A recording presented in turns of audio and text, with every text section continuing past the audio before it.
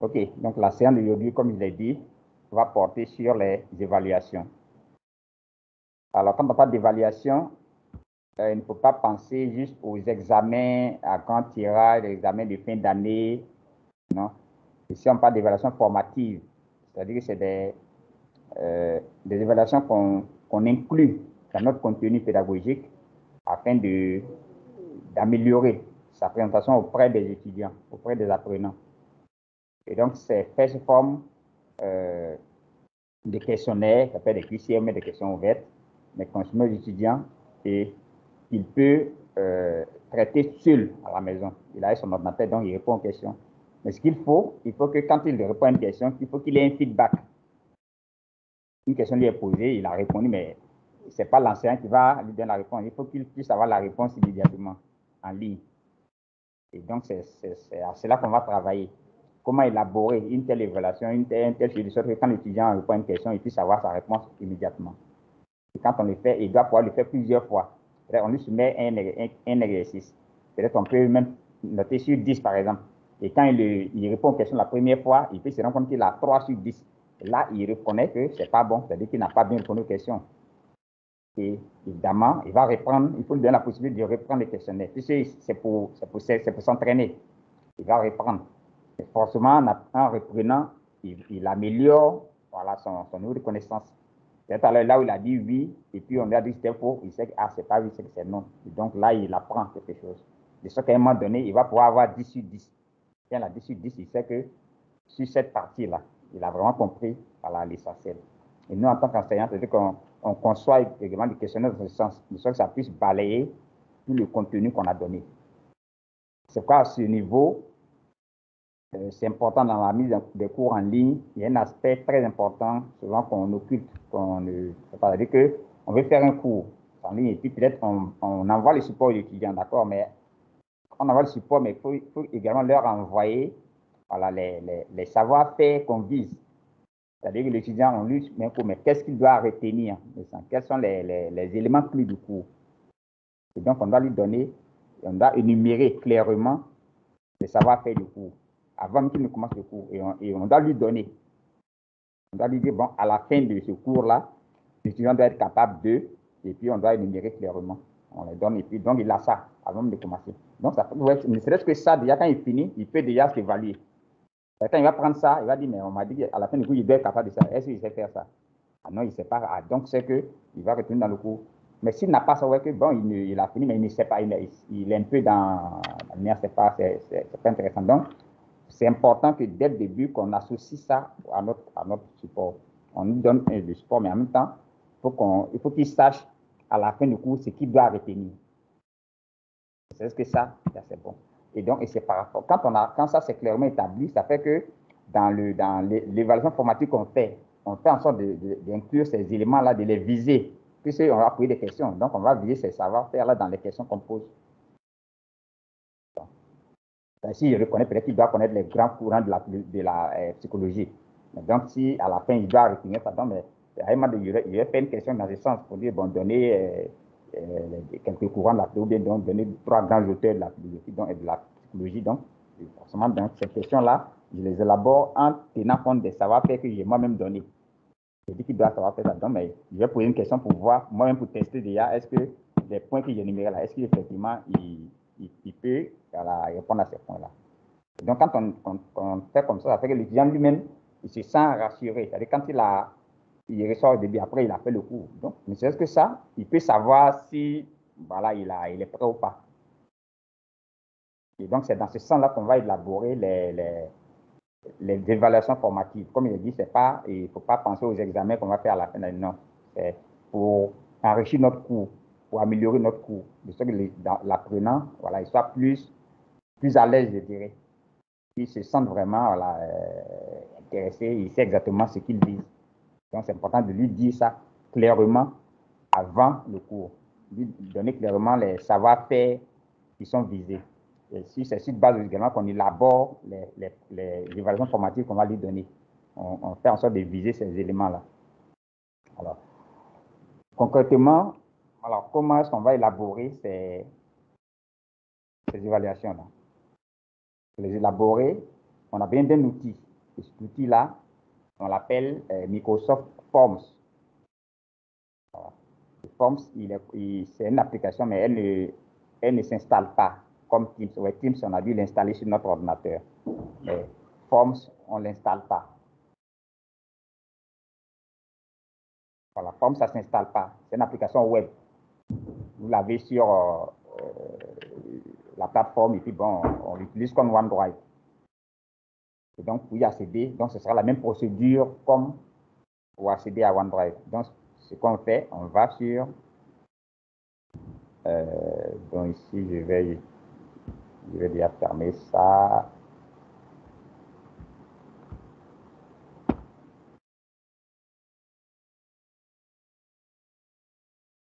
Il ferme ça parce que c'est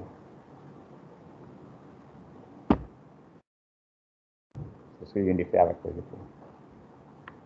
Alors, comme il est dit, je vais sur le web. Je le mets dans la barre de navigation et en haut ici, comme pour OneDrive, et puis on tape portal.office.com. Bon, dès qu'on tape le début, voilà, ouais, dès que vous tapez port, donc il inclut le reste et puis vous ne faites que valider. Donc portal.office.com. Comme l'a dit, ouais, c'est la même procédure. Et c'est une procédure qu'on aura besoin de faire régulièrement. Vous aurez recours à ça. Par exemple, pour utiliser, même pour utiliser Stream qu'on a utilisé hier, c'est ce qu'on a fait pour avoir Stream. Pour avoir OneDrive, c'est ce qu'on fait. Teams lui-même, si je suis sur une machine qui n'est pas à moi, donc c'est ce que j'ai fait pour avoir Teams. Donc c'est important de connaître cette procédure-là. Portal.office.com et puis on se retrouve, comme je dis, dans la grande boutique de Office où on nous propose voilà, les différents articles, donc Word, Excel, voilà, Teams lui-même, OneDrive, on a déjà vu. Et maintenant, ici, je ne vois pas l'application qui m'intéresse, elle n'est pas là. Et donc, dans ce cas, on vient ici en bas et on va cliquer sur toutes les applications. Pour la jante à l'intérieur de la maison Microsoft. Là, cette fois-ci, j'ai toutes les applications devant moi. Et donc, je vais chercher celle qui m'intéresse. OneDrive, c'est pas toi. OneNote, non. Outlook, non. Outlook, bon, justement, je vais en dire un mot à la fin, avant qu'on finisse. Non, ça ne marche pas. Mais c'est pas grave. Je vais me débrouiller comme ça. Voilà. À la fin, je vais en dire un mot. Outlook, parce que c'est important de savoir. Parce que certains d'entre vous ont des mails. OK, alors, certains d'entre vous ont des mails institutionnels. Et souvent, ils se disent, mais bon, ils ne savent pas trop à quoi ça sert. Est-ce que ça sert juste à se connecter sur Teams pour faire les cours, ou bien après ça, c'est pourquoi? Mais c'est des mails, on l'a dit, même professionnels. Après, on doit pouvoir échanger avec ça, avec comme vos Yahoo, vos Gmail. Et vous-même, vous le savez, on est dans le monde de l'enseignement supérieur. Vous savez, il y a des revues, il y a des institutions qui n'acceptent même pas d'échanger avec vous. Quand vous leur donnez un Gmail, même Yahoo, ils vont dire non, ils ne veulent pas. Ils vont demander un mail institutionnel. Pour eux, c'est ça qui est professionnel. Mais quand on leur envoie Yahoo, ils vont dire non, envoyez-nous un mail professionnel. Alors, mais vous pouvez l'envoyer. Il y en a qui l'envoient, quand ils ont la pression, ils l'envoient. Mais après, on leur dit, bon, vous envoyez un courrier sur votre mail professionnel. Et du coup, ils ne savent pas, mais ils disent, mais comment il fait pour accéder à ce qu'on m'a envoyé sur mon mail? Je ne sais pas comment on fait. Donc, c'est important. Ce n'est pas juste pour faire des cours en ligne, mais c'est un mail. Et donc, on le communique. Mais si on vous envoie un mail, il faut pouvoir le consulter également, autant que je consulte les Yahoo et autres. Donc, ça, c'était une parenthèse, mais c'est important. À la fin, je vais en dire un mot. C'est important de savoir l'utiliser. Donc, ça, c'est dans Outlook. C'est là. On voit que vous aurez à chaque fois bien de venir dans le portail pour utiliser tout ça. Alors, donc, ce n'est pas Outlook qui nous intéresse pour le moment, c'est plutôt Forms. Forms, je cherche Forms. Ah, j'ai même dépassé, voyez, c'est ici. Forms. C'est ça qui m'intéresse. C'est là que je dois venir pour élaborer voilà, mes évaluations, mes questionnaires, voilà, mes formulaires, c'est ici. Et donc, je viens là et puis je clique dessus. Forms. Voilà, on m'envoie ici. Alors, donc, quand ça s'ouvre, vous voyez que devant moi, il y a plusieurs exemplaires déjà. C'est comme c'est une bibliothèque en même temps pour moi. C'est tout ce que j'ai déjà conçu depuis que moi, je fais des évaluations. Donc, tout est ici. C'est-à-dire, j'ai déjà conçu plusieurs trucs. Donc, vous voyez qu'on me donne ces modèles-là. Pour voir est-ce qu'il n'y a pas besoin de prendre l'un d'eux pour travailler. Et si c'est le cas, il suffit de sélectionner un de ces 1000 lettres, bon, je vais l'utiliser. Et ce n'est pas le cas, je vais faire un nouveau. Donc, je viens voir en haut ici, c'est marqué plus questionnaire. Donc, il clique sur la flèche qui est là. Vous voyez que quand on clique sur la flèche, ça sort en bas nouveau formulaire. Alors, ça signifie quoi? Oui, il y a nouveau questionnaire, nouveau formulaire. Je fais quoi? Je choisis quoi? Alors, il y a une différence. Bon, je vais dire une nuance. Le questionnaire, c'est dans le cadre en général pédagogique. Ça se peut qu'on va poser des questions et il y a des points qui vont avec réponse. Et quand l'étudiant répond, il a un certain bonus, on attribue des points. Donc, de sorte qu'à la fin, il y a une note qui est attribuée à celui qui a répondu aux questions. Donc, ça, c'est un questionnaire. Dans l'entendement pédagogique de la plateforme. Donc, un questionnaire, ça sous-entend, c'est dans le cadre pédagogique qu'on va poser des questions, mais il y aura une note à la fin qui va sanctionner si vous voulez l'interview. Le formulaire, c'est plus dans un cadre beaucoup plus, moins pédagogique, c'est-à-dire dans un cadre simple d'enquête, où on requiert simplement des informations. Je peux formuler des questions, il pose des questions à des gens, je les interroge, il me donne des réponses. Les réponses qu'il me donne, mais je n'attribue pas de notes. Si je demande à quelqu'un, mais comment vous appelez, quel est votre plat préféré, quelle est votre couleur préférée, quel est votre sport préféré, il me donne des réponses. Mais quand il répond, il n'y a pas de notes à donner. Là, ça, c'est un formulaire. Quand je fais ça, c'est un formulaire que je fais. Je vais recueillir des réponses, certes, mais il n'y a pas de notes qui accompagnent les réponses. Alors, dans le questionnaire, chaque question est accompagnée d'une note. Donc, c'est dire ça. C'est-à-dire, qu'est-ce que vous voulez faire au juste? Si c'est dans le cadre d'une enquête, on fait un formulaire juste pour demander, donc on fait un formulaire. Dans le cadre d'une évaluation, c'est formatif pour faire un questionnaire. Alors, mais vous pouvez avoir besoin de deux. Dans votre cadre en psychologie, vous pouvez avoir besoin d'une enquête de satisfaction auprès d'une population donnée. Donc, bon, là, on va faire un formulaire et puis on va leur adresser des questions pour prendre leurs impressions, leur avis sur un sujet, un phénomène donné. Là, on fait un formulaire. Bon, ici, nous, on va faire un questionnaire parce qu'on va noter. On va donner, parce que l'étudiant, il faut lui donner, s'il n'y a pas de notes, ça ne va pas l'intéresser également. Il faut qu'il sente, quand tu lui dis qu'il a 2 sur 10, ça fouette son orgueil. Voilà, donc, il faut qu'on note. Donc, on va faire un questionnaire. Donc, il clique sur nouveau questionnaire et non nouveau formulaire. Donc, nouveau questionnaire, il clique dessus.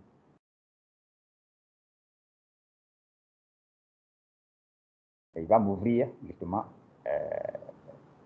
une page. Donc, là où on est dans Microsoft Forms. Questionnaire sans titre. C'est normal, c'est moi qui dois le définir, c'est moi qui donne les titres.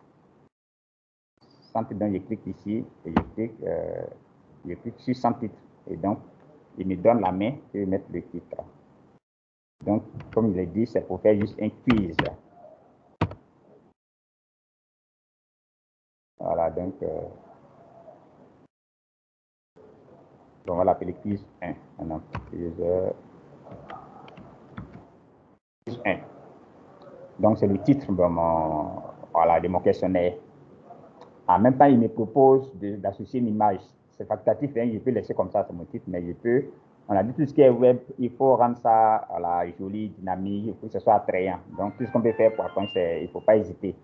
En plus, c'est à portée de main, c'est pas. Donc, on me demande d'associer une image à mon devoir, donc il n'y a pas de problème. Je viens là, et puis bon, ils sont là pour m'aider. Comme c'est de la psychologie, je vais lui dire, bon, je veux une image, il faut qu'il me donne une image qui soit en rapport avec la psychologie. Je tape et puis je fais entrer. Je lui dis, il va me proposer des images. Voilà. Donc, il me donne, il y a cette première proposition. Il y a ci, voilà. Donc, il me propose des images. Et donc, tout ça, je choisis dedans. Bon, ben, je prends ça, je ne sais pas trop pourquoi il me propose ça. Je veux savoir ben, je ne sais pas. Donc, je choisis cette image qui est là, ce dessin, c'est pas un dessin animé. Voilà.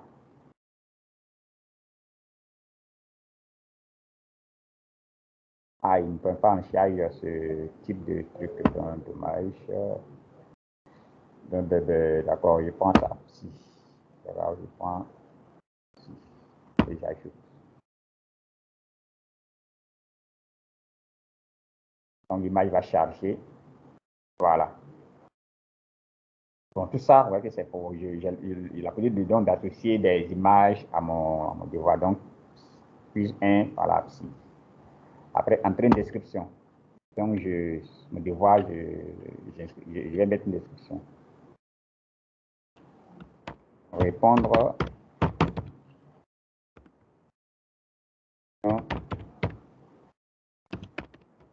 Suivante. Voilà. C'est ce qui donne comme voilà, instruction principale. Les questions, justement, où elles sont les questions, on va les définir. On va ajouter les questions. Parce qu'on est en train d'élaborer notre quiz. Donc, je vais ajouter. Donc, il y a plus à ajouter pour ajouter la première question. Donc, il y a plus à ajouter. Et quand je clique dessus, il y a cette bande qui sort pour me demander le type de question que je vais ajouter. C'est une question à choix. La première question, c'est choix. C'est une question à choix. Ou bien c'est une question texte, évaluation. Donc, on va prendre la première option déjà, choix. Au lieu qu'on veut une question à choix.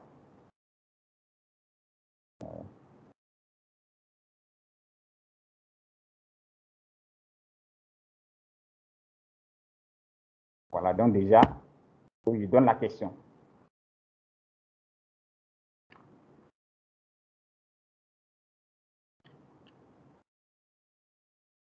Et puis, bon, il y a la question. Puis, je mets là la Côte d'Ivoire.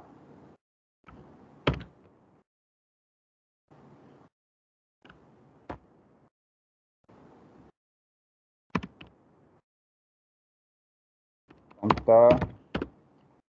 20 régions.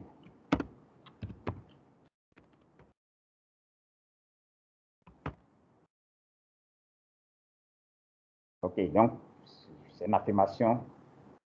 Et donc, il doit se prononcer, soit par vrai ou bien si c'est faux. Et donc, ici, première option, je mets donc vrai. Et puis l'autre, attention, la deuxième option, bien sûr, je vais mettre faux ici. Voilà. Donc, on demande à l'étudiant de se prononcer sur cette affirmation-là. Il doit cocher vrai ou bien faux. Mais là, c'est vrai ou faux les deux. Il ne peut pas cocher les deux. C'est l'un ou l'autre. Donc, c'est pourquoi c'est des ronds devant. On ne peut pas avoir les deux à la fois, c'est impossible. Maintenant, quand vous faites ça, la question n'est pas terminée. Si on laisse comme ça, mais bien va cocher, vrai ou bien va cocher faux, mais comment est-ce que la machine pourra savoir? C'est un truc automatique. La machine doit apprécier. Comment l'ordinateur pourra savoir si c'est vrai ou bien. Et donc, c'est nous qui décidons. C'est nous qui donnons les instructions à l'ordinateur pour lui dire si c'est vrai ou bien si c'est faux. Donc, vous voyez que devant chaque, quand on est encore ici, vous voyez que devant chacune de ces positions, vous voyez, regardez en face ici. En face, d'abord, il peut supprimer ce qui est écrit là. Il peut mettre un commentaire, ou bien il peut valider. Il prend comme bonne réponse. Ou bien, vous voyez, c'est ici qu'il décide. Donc, ça veut dire, il doit dire à l'ordinateur, entre les deux, là, quelle est la bonne réponse. Bon, comme ce n'est pas vrai, donc il vient ici pour dire que c'est faux. Il n'y a pas 20 régions. Donc, il met là pour dire qu'il doit cocher faux. Donc, c'est faux qui est la bonne réponse. Donc, j'ai dit ça, alors, mais en fait, je ne traite pas. Ça, c'est ce que j'ai dit à l'ordinateur pour que lui puisse voilà, donner un feedback à l'étudiant. Quand l'étudiant va cocher, l'ordinateur sait désormais qu'est-ce qui est vrai, qu'est-ce qui est faux. Et donc, vous devez faire ça. Donc, quand vous avez coché, là, la machine sait que pour cette réponse-là, il faudra cocher faux. Donc, la bonne réponse. Ensuite, ce n'est pas fini. Là, il y a une bulle pour ajouter un commentaire. C'est-à-dire quoi? C'est l'étudiant qui a coché que c'est faux. Donc, en fait, il a trouvé. Alors, qu'est-ce que il doit apporter une appréciation à ça.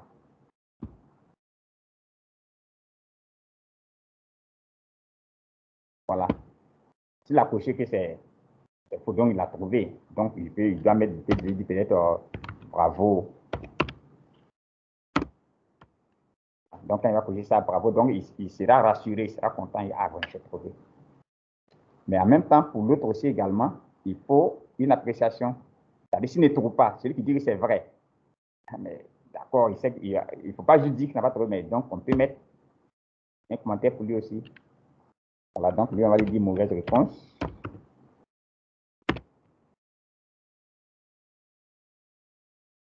Mauvaise réponse.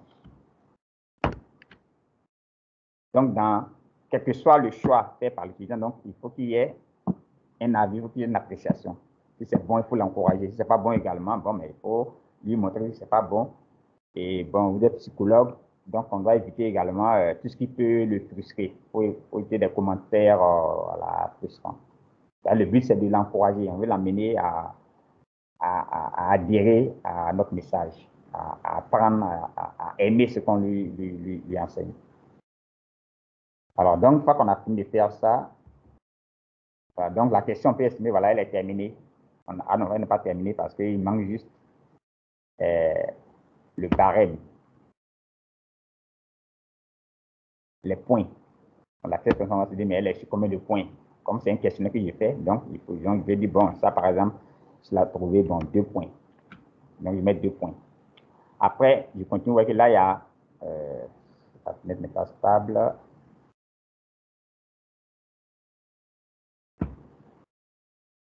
C'est marqué ici plusieurs réponses. Si vous voulez, il est essentiel. Parce que vous voyez qu'ici, pour l'instant, il y a 2 réponses. En fait, c'est une affaire de vrai, voilà, faux. Mais je peux décider que dans mon questionnaire, il y ait plusieurs, pas 2, mais plusieurs options. Pas seulement 2. C'est pas seulement du vrai faux. Peut-être 4 options. En ce moment, là, je mets ici là plusieurs réponses. Vous voyez que je coche ça. Je coche plusieurs réponses. Vous voyez que dans ces conditions-là, la différence, vous voyez que tout à l'heure, c'était des ronds. Vous voyez, c'est devenu des carrés en face. La différence, c'est quoi? Quand on coche plusieurs, on voit que cette fois-ci, c'est activé. Plusieurs réponses, c'est activé. Mais cette fois-ci, on a mis des carreaux. C'est juste pour dire que l'idée dans celui qui conçoit ce questionnaire, il veut que cette fois-ci, ce ne soit pas du vrai faux. Que l'étudiant puisse cocher plusieurs cases à la fois. C'est ce qu'on veut dire. Il peut cocher plusieurs cases. Donc, il peut avoir plusieurs réponses vraies. Comme il peut estimer que tout est vrai, comme tout est faux. Donc, rien n'est. Donc, en ce moment, mais c'est plusieurs réponses, on coche ça. Mais quand on décoche, vous voyez que ça devient, voilà, ça devient des ronds.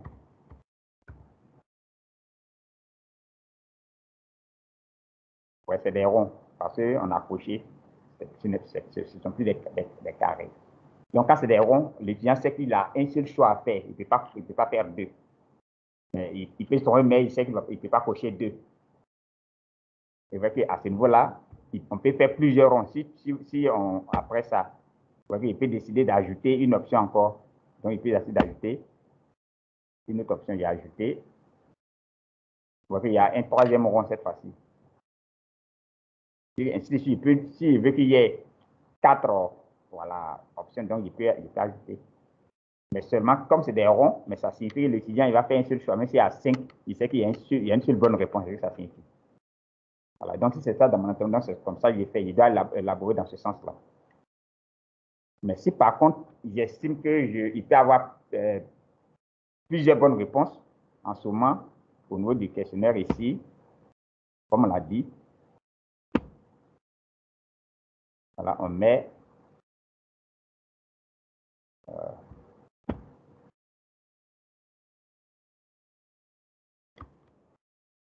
là, en ce moment, on met ici plusieurs réponses. Mais si on enlève ça, en ce moment, on ramène à ça. Plusieurs réponses, donc ça devient, ouais, ça devient des carrés. Les 3 réponses sont là, mais c'est des carrés que j'ai. Et donc, l'étudiant qui voit ça, il sait que dans ce langage-là, il sait qu'il a le droit de cocher plus d'une réponse comme étant vrai. Dans notre cas, on va s'en maintenir aux 2 premiers choix, et donc on va supposer que il n'y a pas la 3e option. Donc, ce que j'ai fait, ouais, il vient là, il peut supprimer. Il a mis option 3, donc il vient en face, et puis il y a la corbeille qui est là. Je clique dessus. Voilà, c'est parti. Donc, j'ai mes deux choix. Ensuite, c'est du vrai-faux. Donc, je vais enlever l'option qui était là, qui consistait à dire que je veux plusieurs bonnes réponses. Donc, c'est pas ça que je veux. Voilà. Oui, ça devient maintenant des ronds. Donc, maintenant, la question, elle est parfaite. Elle est complète. Et puis, ça sera sur 2 points. Ensuite, je peux la rendre obligatoire. Tout ça, c'est vous qui voyez. Je peux poser une série de questions et puis estimer cette question-là. Je veux avoir l'avis de chaque étudiant sur la question. Personne ne doit la zapper. Donc, en ce moment, je rends la question obligatoire. Je coche ça pour la rendre obligatoire. Et ça signifie quoi? Comme c'est en ligne, tant qu'il ne valide pas la question, il ne pourra pas remettre. C'est quand il va cliquer sur envoyer, ça ne va pas partir. Ça arrive souvent dans les formulaires qu'on remplit en ligne. Souvent, quand il y a une série dessus, quand vous ne remplissez pas, que vous voulez envoyer, on vous dit non, attention, il y a une case obligatoire que vous n'avez pas renseignée. Voilà, ici, c'est la même chose. Donc, il fait une question obligatoire comme ça. Tant qu'il ne répond pas, il ne pourra pas envoyer le formulaire. Là, encore, on coche obligatoire. Ensuite, là, il y a 3 bulles. Ça, il clique dessus. Il y a mélanger les options, formule mathématique, ça c'est bon. Ça c'est pour nous les mathématiciens. Ajouter un branchement et autres. Bon, pour l'instant, un sous-titre. Voilà, si il peut vouloir une question avec un sous-titre, ça on peut insérer. Voilà, donc ici, il y a ces options-là. Pour l'instant, on n'en a pas besoin. Donc, on estime que notre question, elle est OK. On l'a conçue avec c'est du vrai faux. Donc, il peut passer à la question suivante. Donc, vous voyez, encore ajouter en bas. Cette fois-ci, ajouter, j'ai cliqué dessus pour ajouter ma deuxième question. Je me demande encore choix. Donc, on va faire une question. On va garder choix et puis on va changer. Cette fois-ci, ce sera enfin, un vrai fichier. On va faire plusieurs réponses. Voilà. D'ailleurs, c'est devenu des carrés. Actuellement, c'est des ronds parce que c'est une seule réponse vraie. C'est devenu des carrés parce que je veux plusieurs bonnes réponses. C'est ce que je veux actuellement. Je veux une question où il peut avoir plusieurs bonnes réponses. Voilà. Et donc,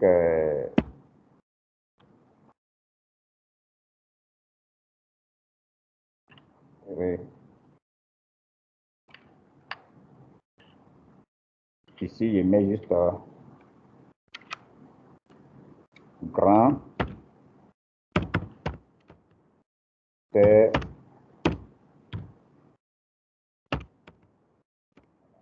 psychologique.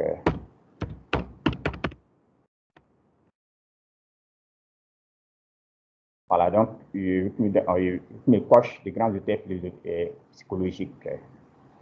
Même là encore, on peut ajouter des images, mais tout ça, ouais, c'est facultatif. Mais pour dire il y a plein de choses qu'on peut faire pour embellir notre devoir.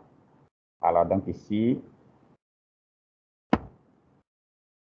grands auteurs philosophiques, je ne sais pas pourquoi il dit philosophique, psychologique. Donc, il faut qu'il donne des noms, mais il faut qu'il me coche. Voilà, donc je vais lui dire Yao. Voir.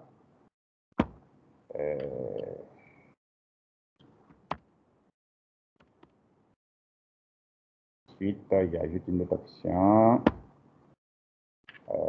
S. J'ajoute une autre option.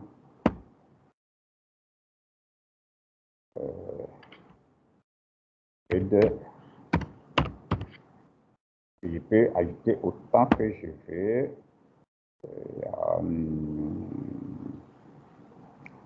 Pourquoi pas mettre la fiche.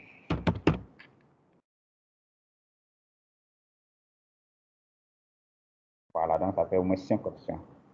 Et donc, là-dedans, ce que j'attends de lui qu'il coche, voilà, c'est de grands termes psychologiques.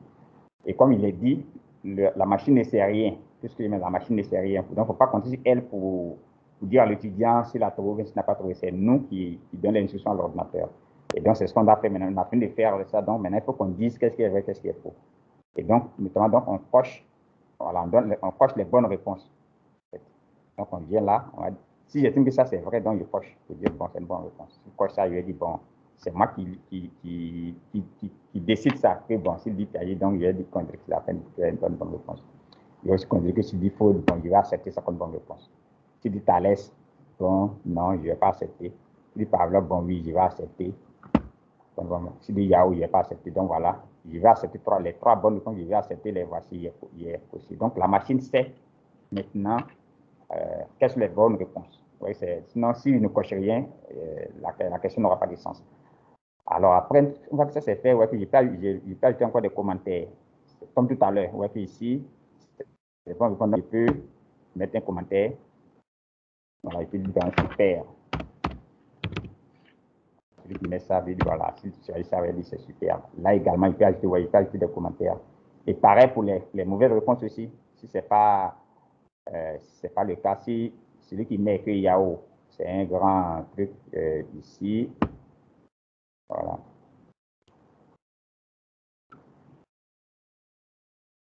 Donc ici, on va lui dire désolé.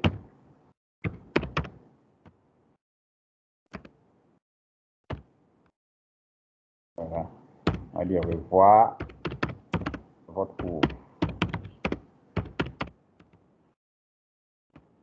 S'il dit qu'il y a un psychologue, donc voilà, là, quand il va cliquer, voilà ce qui va apparaître.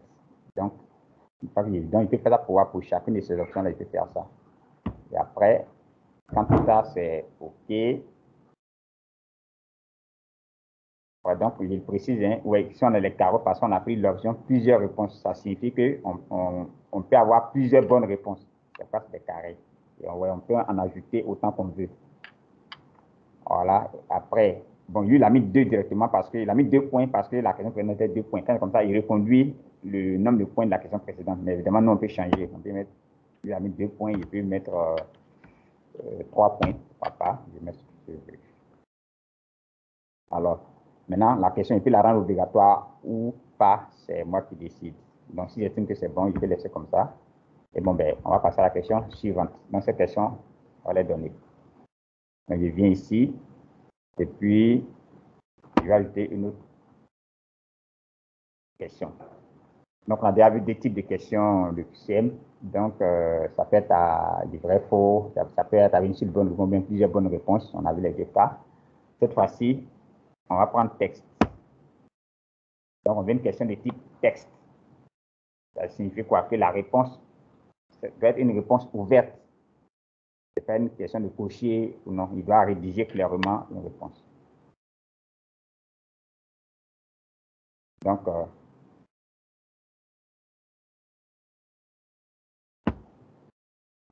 va dire là.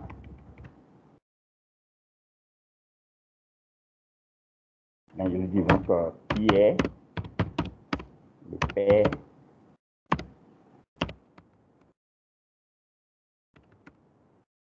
de la pédagogie cognitive. Voilà, donc qui est le père de la psychologie cognitive? C'est-à-dire que la réponse, il doit rédiger quelque chose, c'est pas RS ouverte, il n'y a pas d'indication à donner. Donc il écrit, il rédige librement sa réponse. Alors donc, là, on lui a mis 3 points. Je peux changer si je veux. Par contre, ici, c'est marqué réponse longue. Vous voyez que ça dépend de ce que j'attends de l'étudiant. Si j'estime que la réponse à ma question, ça va faire peut-être plusieurs lignes, en ce moment, je mets une réponse longue pour dire qu'il a besoin de place pour faire la réponse. Vous voyez que j'ai coché. Ouais, le rectangle, le cadre s'est agrandi. Le cadre de la réponse est agrandi. Donc, il a plus de place pour rédiger la réponse. Mais si par exemple, si je me dis, bon, quel est le père, peut-être c'est juste donner un nom, je dis, bon, si c'est juste donner un nom, il n'a pas besoin de trop d'espace. Donc là, je peux laisser, voilà, je décoche ça. Donc la réponse reste courte, donc ça c'est suffisant. Voilà, donc tout ça, c'est en fonction de la réponse que vous prévoyez, que vous lui donnez un grand comme un petit cadre. Et là, on peut rendre la question obligatoire, si on veut. Donc, la met 3 points. Je garde les 3 points. Donc, cette question-là, elle est terminée. Donc, je passe à la question suivante. Bon, avant d'aller à la question suivante, vous voyez qu'ici, quand je clique dans... Bon, je vais cliquer dehors pour encore dehors. Voilà, mon texte est... Donc, je suis pas à passer à la question suivante. Mais vous voyez, dans la question précédente, là, vous voyez que quand je clique dedans, comme ça, pour la mettre, pour la sélectionner, vous voyez que j'ai des propositions. On me demande si je veux la copier. Oui, je peux copier la question. Je peux faire des copier-coller si je veux. Je peux dire, bon, cette question égale la forme, bon, je vais juste changer, et puis donc, je peux copier-coller la question. Je peux la supprimer. Je vais supprimer toute la question totalement. Donc, toute la question, je viens d'écrire, donc je dis, bon, je jette à la poubelle. Attention, et ouais, c'est ce qui s'est passé. Je ne voulais pas la supprimer, donc ma main a malencontreusement cliqué, donc effectivement, elle a été supprimée. Donc, c'est la meilleure façon de montrer qu'on pourrait supprimer. Donc, je reviens là, ça.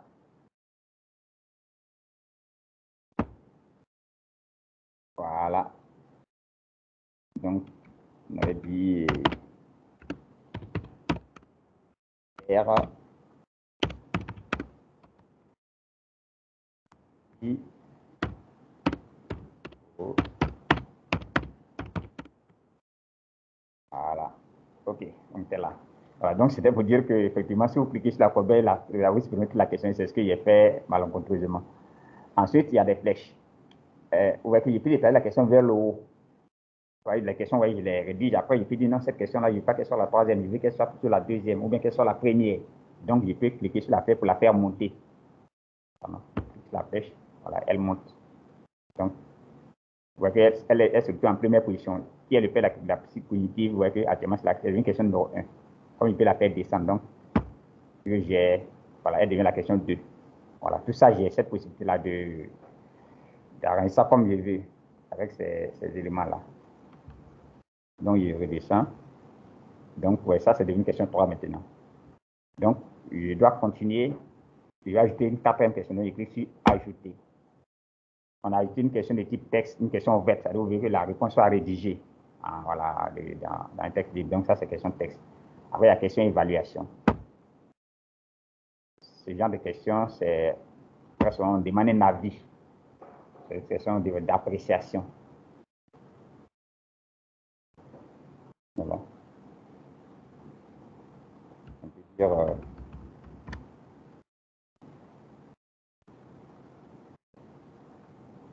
lequel est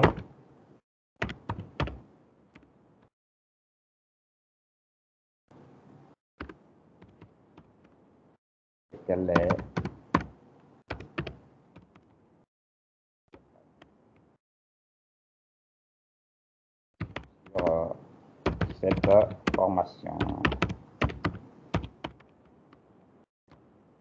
Évaluation, donc, voilà, je demande, donc c'est une question d'évaluation. Vous voyez, la réponse, c'est une question d'appréciation. Donc, vous voyez qu'on met là par défaut 5 étoiles. Il est question qu'ils disent, par exemple, 1 étoile sur 5, 2 sur 5, 3 sur 5, 4 sur 5, 5 sur 5. C'est une appréciation qu'on attend. Voilà, et donc, ici, c'est marqué 5. Je peux augmenter. Je peux dire, bon, je ne sais pas, 5 étoiles, voilà, ouais, je clique sur 7, ouais, c'est devenu 7 étoiles. Donc, c'est une échelle de 7 cette fois-ci. Donc, 1 sur 7, 2 sur 7, donc, ouais, c'est ça. Tout ça, je peux jouer. Donc, on va garder les 5. Voilà. Ensuite, ici, c'est des étoiles qui sont là. On peut décider que ce soit des nombres. Ouais, cette fois-ci, c'est 1, 2, 3, 4. Donc, tu apprécies sur 5. Je peux dire que ça fait 1, 2, 3. Donc, mais l'idée reste la même. Donc, on met soit des étoiles, bien des nombres carrément. Donc, je change, je mets les étoiles par défaut. C'est mieux les étoiles. Alors, donc, c'est une question par le type évaluation. On demande l'avis sur un sujet. Donc, le barème 3 points, il a gardé les 3 points, je mets 2 points. Pour ça, on ne peut pas venir de 3 points, c'est trop, donc 2 points, c'est bon. Bon, la question, je ne veux pas qu'elle soit obligatoire. Bon, juste un avis, donc c'est pas. Après ça, donc, c'est bon. Cette question, bon, elle est terminée. Je vais ajouter une autre question. Voilà, on a fait évaluation, on a fait date, c'est pas la peine. Enfin, ça signifie quoi? C'est-à-dire que vous posez une question et puis à laquelle la réponse est une date. Voilà. C'est-à-dire que si je demande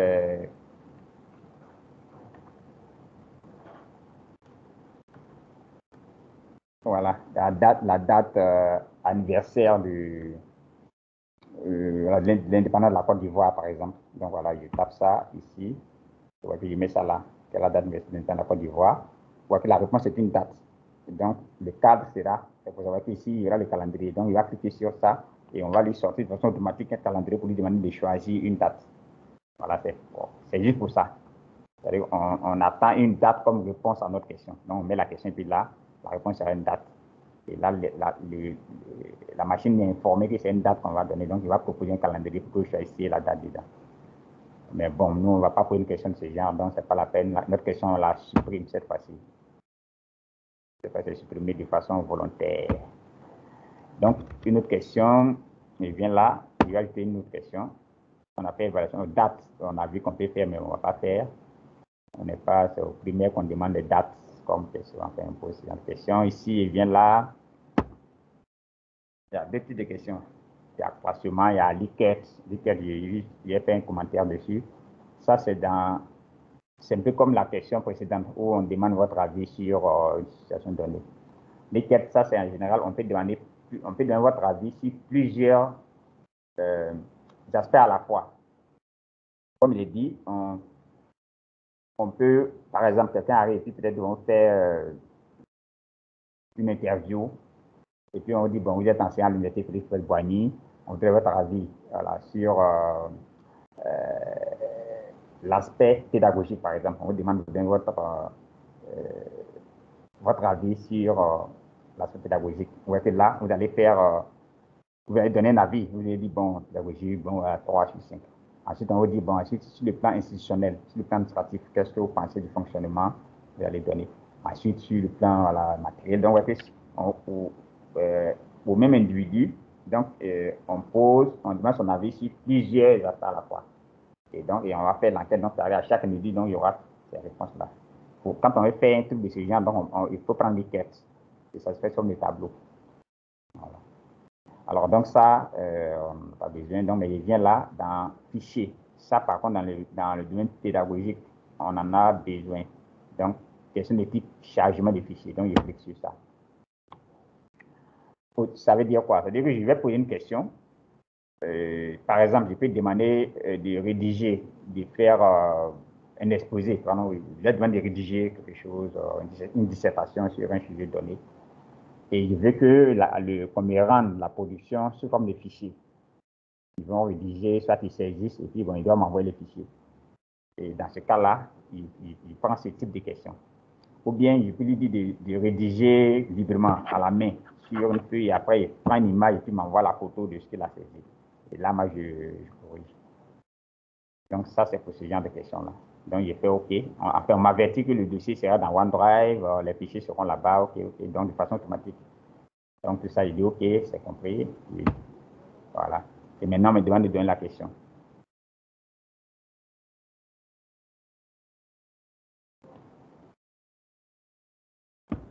Voilà. Et là,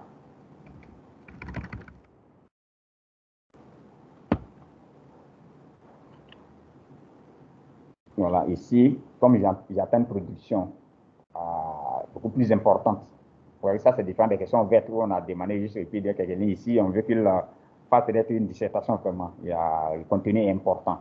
Et là, c'est mieux qu'il le fasse si soit une feuille et puis il nous envoie le contenu. Donc, ça fait pour ça.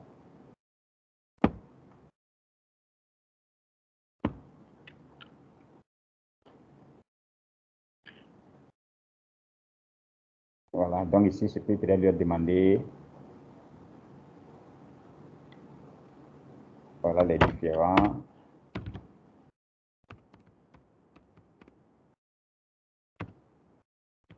Et puis, voilà, moi, comme ça, je veux qu'il me dise quelque chose sur ça. Voilà, qu'est-ce qu'il en pense? Enfin, c'est une question comme ça qu'il pose. Enfin, il faut donner quelque chose où il y a matière à réfléchir, où il doit rédiger en tout cas une dissertation. Et là, la réponse, je veux qu'il me mette ça sur, par exemple, une feuille. Alors, il va rédiger. Il y a deux possibilités. Soit ça sera saisi et puis il m'envoie le fichier, ou bien il rédige à la main sur une feuille, il fait une capture, il prend l'image et puis il m'envoie la photo. Donc là, je peux lire directement l'image qu'il va m'envoyer.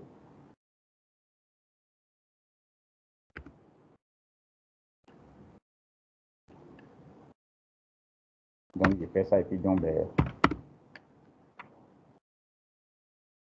voilà.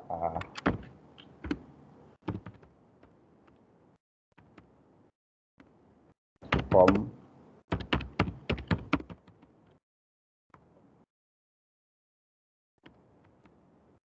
je précise, puis sache voilà, la différence de l'abscisse, donc à renvoyer sous forme de fichier. Et donc, le fichier, ça dépend. Selon mes instructions, ça peut être une rédaction libre, une feuille, et puis il prend une image, il m'envoie, il prend. Ou bien c'est un texte, un fichier Word ou Excel qui est saisi. Donc, voilà, c'est bon. Vous voyez qu'ici, voici là où il va charger, parce qu'il aura le questionnaire exactement comme ça. Et donc, je peux qu'il a déjà son fichier qui est prêt.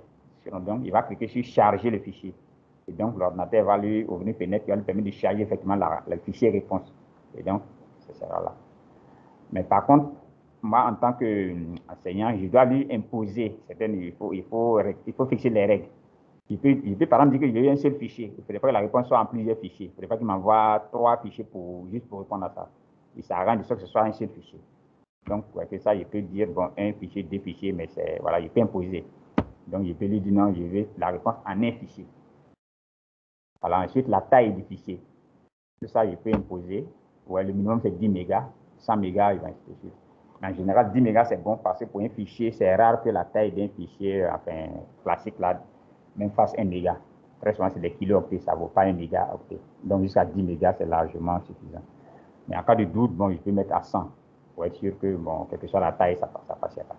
Mais ça veut dire que tous ces paramètres-là sont fixés par vous. Après, la réponse, là, c'est une rédaction, donc c'est important. Je vais mettre 5 points pour ça parce que j'attends beaucoup de cette question-là. La réponse, je peux la rendre obligatoire ou pas. Voilà, c'est moi qui vois. Et puis, bon, c'est bon. On peut estimer qu'on a fait le tour des différents types de questions qu'on peut poser. Alors, une fois que arrivé là, je peux estimer que j'ai fini de concevoir mon évaluation. C'est fini, elle est prête. Il reste maintenant à la soumettre aux étudiants. Qu'est-ce que je fais? Je l'enregistre, je fais quoi? Bon, comment je fais pour leur envoyer? On voit qu'on n'est pas dans Word ou dans Excel pour dire comment enregistrer. Ouais, il n'y a même pas, il n'y a pas de fichier ici, il n'y a, a rien pour enregistrer. Il n'y a pas, ici, il n'y a rien, il n'y a pas un truc pour enregistrer. Mais par contre, ouais, c'est marqué en haut ici, enregistré, avec accent dessus, c'est-à-dire c'est déjà enregistré. Donc, je n'ai pas à m'inquiéter, je saisis tout ce que j'ai fait est déjà enregistré automatiquement. Alors donc, OK, si c'est le cas, il reste à envoyer aux étudiants. En ce moment, on va regarder là, il y a ce qu'on appelle ici le thème. C'est-à-dire, on va embellir notre devoir.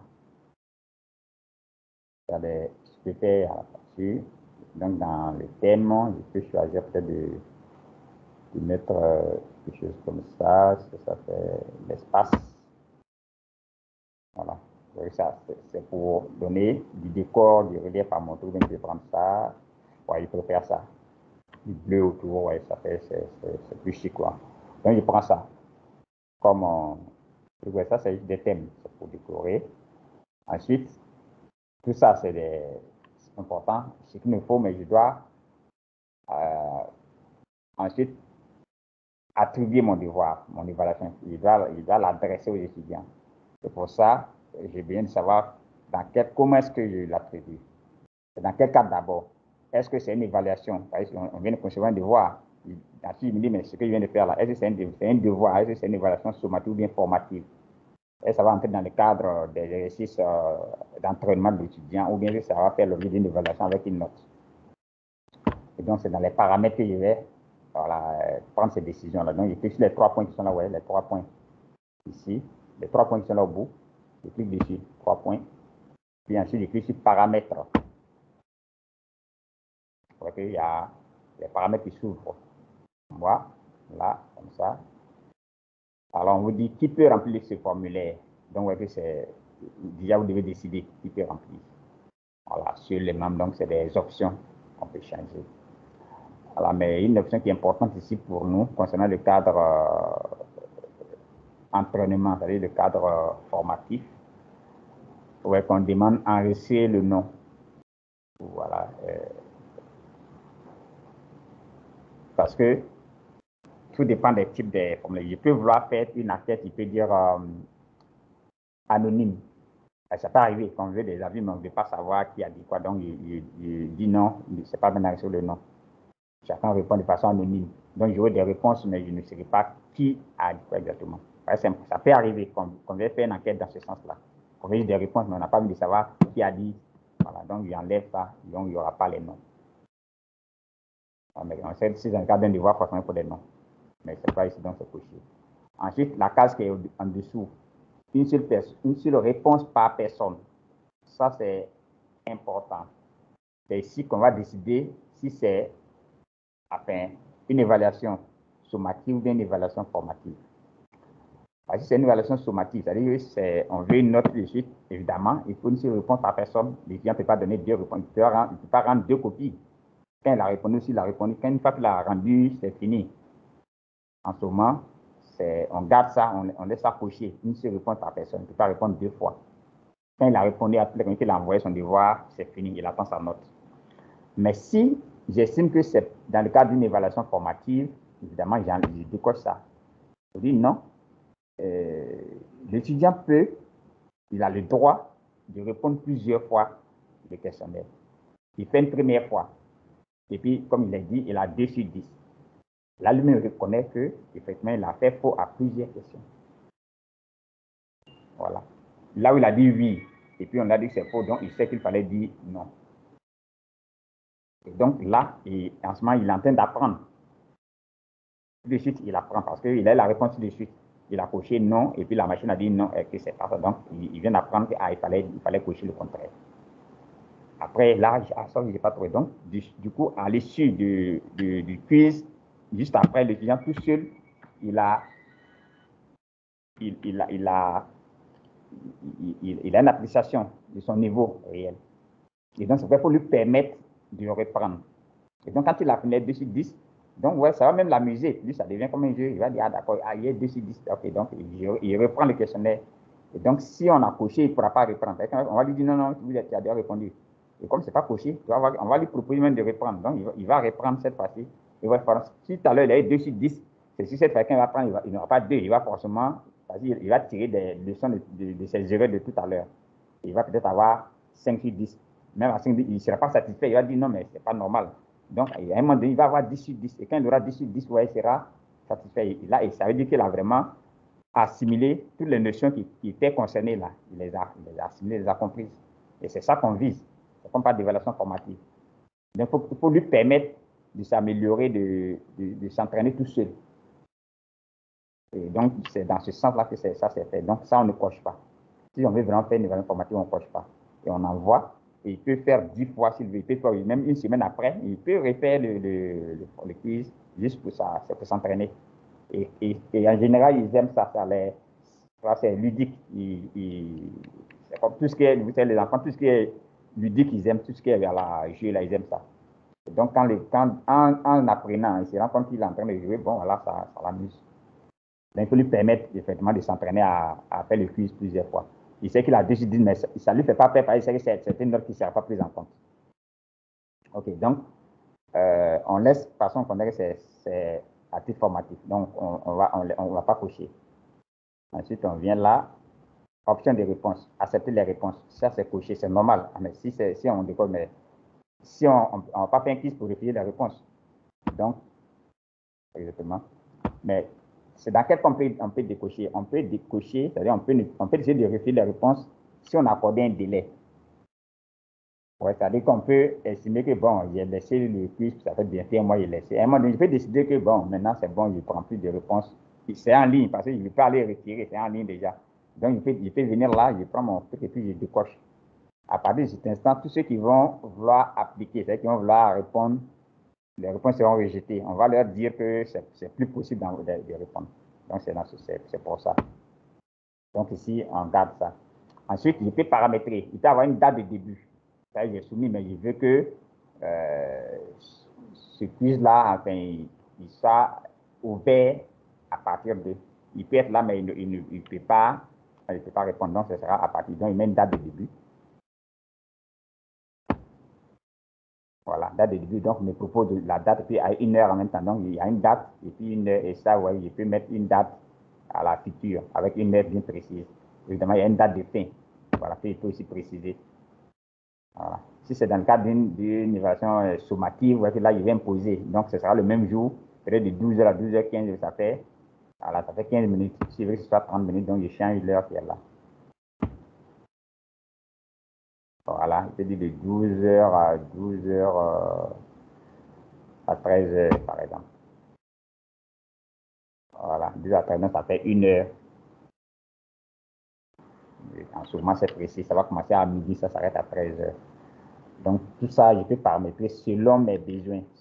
C'est ce que je veux vraiment faire de mon évaluation. Après, ici, ça, c'est une option qui est intéressante et qui est importante. Il y a mélanger les questions. Ça veut dire quoi? Ouais, comme c'est un truc en ligne, on va dire tout à l'heure, ici, on a question 1, question 2, c'est question 5. Et je vais envoyer ça en ligne. Et il faut faire en sorte qu'ils n'aient pas les mêmes questions. Ils ont les mêmes questions, certes, mais pas dans le même ordre. C'est-à-dire que lui, sa question 1, peut-être sera la question 5 de l'autre. Et donc, en ce moment, on dit à la machine de mélanger les questions. Et de façon aléatoire, d'un étudiant à un autre, ils auront les mêmes questions, mais pas dans le même ordre. Donc, la machine se charge de faire ça à chaque fois. Voilà, donc il mélange toutes les questions. Ou bien, il peut verrouiller des questions. Vous voyez qu'il peut lui dire non, il mélange les questions, oui, mais pas toutes les questions. Je peux estimer que parmi mes questions, il y a 2 questions qui sont liées. C'est-à-dire que la question 4 et la question 5 sont liées. La question 5 dépend de la question 4. Et donc, je voudrais que ces 2 questions-là, voilà, soient verrouillées. Donc, ici, je mets 4. Voilà, 4 et 5. Il faut dire que il veut qu'il mélange mes 4 et 5 là. Il doit rester dans cet ordre-là. Donc, s'il veut 1, 2, 3 là, il mélange comme il veut. Mais 4 et 5 doivent rester 4, doivent se suivre. C'est ce que ça signifie. Soit il les met au début, 4, 5 au début, puis maintenant il met les autres après dans n'importe quel ordre. Mais ces 2-là sont verrouillés. Ça, c'est au cas où je veux que les questions restent liées. Mais si ce n'est pas le cas, donc j'enlève ça et puis je mets verrouillé. Voilà, toutes les questions. Donc, il mélange comme il veut. Il n'y a pas de souci avec ça. Donc, tout dépend de ce qu'on veut. Donc, il va verrouiller. Il mélange les questions, mais il va verrouiller 4 et 5. Les deux-là doivent être liées parce qu'elles sont 5 dépend de 4. Donc, après, personnel, il me sert des remerciements. Ça, c'est les choses qu'il peut faire. Donc, ici, je coche. On vous dit, bon, votre réponse a été envoyée. En principe, quand il finit d'envoyer les questionnaires, voici ce qui va apparaître. Votre réponse a été envoyée. Maintenant, ce message me donne je peux le personnaliser. Voilà. C'est-à-dire que je peux changer, afin de rendre beaucoup plus truc, je peux changer le contenu. Le message par défaut, c'est celui-là. C'est ce qui va partir. Donc, si on estime que c'est bon, on le laisse. Si je n'ai pas le personnaliser, donc je décoche ça et puis il laisse comme ça. Donc, c'est ça qui va partir. Message. Après, autoriser la réception des réponses après la soumission. Donc, ça également, c'est moi qui décide. Voilà. Ou bien recevoir une notification par courrier de chaque réponse. En général, on fait en sorte que, puisque c'est en ligne, j'ai soumis, mais c'est de façon libre. Si c'est une enquête, on ne donne pas de délai, peut-être on donne une période pour ça. Mais on n'a pas donné d'heure précise. Donc, il peut répondre enfin, dans la marge, dans la fourchette arrêtée, mais voilà, quand ils veulent. Et vous, en tant qu'enseignant, peut-être vous pouvez venir vraiment donner. Peut-être il y a 2 ou 3 qui ont répondu. Bon, vous pouvez mais après, bon, ce que vous voulez être informé quand il y a une réponse. On va avoir une alerte pour dire, ah, il y a quelqu'un qui a répondu. En ce moment, bon, si vous avez le temps, vous pouvez regarder, parce que vous savez qu'il y a quelqu'un qui vient de répondre. Vous pouvez regarder en recevant l'alerte. Donc, c'est à ce niveau-là qu'on peut paramétrer les réponses qu'on va recevoir. Donc, voici les paramètres qu'on peut mettre sur le devoir quand on l'a conçu. C'est-à-dire, qui peut le recevoir, et comment, est-ce que c'est sous forme formative, est-ce que c'est sous forme sommative avec une note. Tout ça, c'est ici que ça se décide. C'est selon les paramètres qu'on saura si c'est un devoir tout de suite avec une note ou bien si c'est juste un truc pour s'entraîner. Il y a une note, mais c'est juste pour s'entraîner. Donc, tout ça, ça se décide ici. Alors, une fois qu'on a fini de paramétrer, qu'on est d'accord avec les paramètres, il reste à soumettre le devoir, à l'envoyer aux étudiants. Et donc, justement, il faut le partager. Là, on va cliquer sur partager. Partager, clique dessus. Voilà. Partager, envoyer et recueillir les réponses. Ouais, ici, donc, j'ai la possibilité de décider. Voilà, certains membres de mon organisation, seuls les membres de mon organisation peuvent répondre. Donc, c'est ici, je choisis voilà, le format. Quels sont ceux qui peuvent répondre? Ici, par défaut, on a mis sur les membres de mon organisation, c'est-à-dire les membres qui sont dans l'université, en fait, qui ont les mails institutionnels, si vous voulez. Après, juste en bas, vous voyez que c'est marqué copier. Copier quoi? Donc, je clique sur copier, mais c'est copier le lien. Parce qu'on l'a dit, on est prêt à partager. Donc, comment est-ce qu'on va envoyer ça aux étudiants?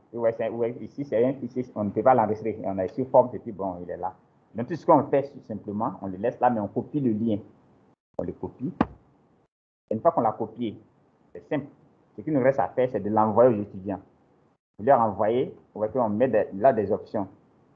Vous pouvez leur envoyer par code QR, par un lien, par un code, par mail, tout ça, je peux le faire. Si vous leur envoyez par mail, donc tout de suite, je clique sur l'enveloppe. On va m'ouvrir une boîte de mail qui s'appelle Yahoo, Outlook, et puis bon, j'envoie.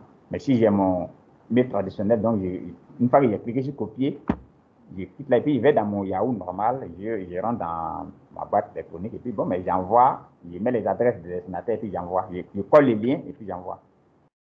Maintenant, dans notre cas, comme c'est le cas d'une classe, et donc mes étudiants, ils sont inscrits dans une équipe sur Teams, donc c'est plus simple de leur envoyer sur Teams. C'est-à-dire que le lien que je viens de copier là, il est encore copié, donc je peux le coller soit dans une boîte mail, mais je vais leur envoyer ça sur... Donc je viens simplement ici, je viens dans la séance 3, je peux mettre même dans le général, je viens là, et puis je leur envoie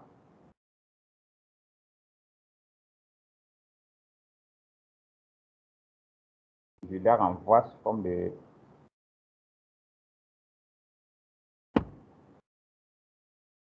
on me reçoit, il y a Touré, il y a Evelyne qui dit qu'elle ne reçoit, elle n'a plus de son.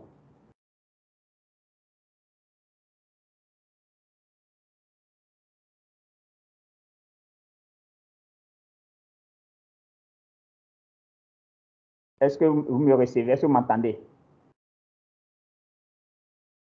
Oui, c'est réglé. Ah, d'accord. Je vous prie, merci. D'accord, d'accord. Okay. Et donc, j'ai copié le lien, j'ai fait mon questionnaire, il est prêt. Je dois l'envoyer aux étudiants pour qu'ils puissent répondre au quiz. Et donc, je viens là et je vais faire un message à ce propos. Donc, le message, je vais le formater. Donc, je viens un grand cadre. Je mets ici quiz. Je dis quiz 1. Voilà. Et donc, je mets là. Répondre aux questions.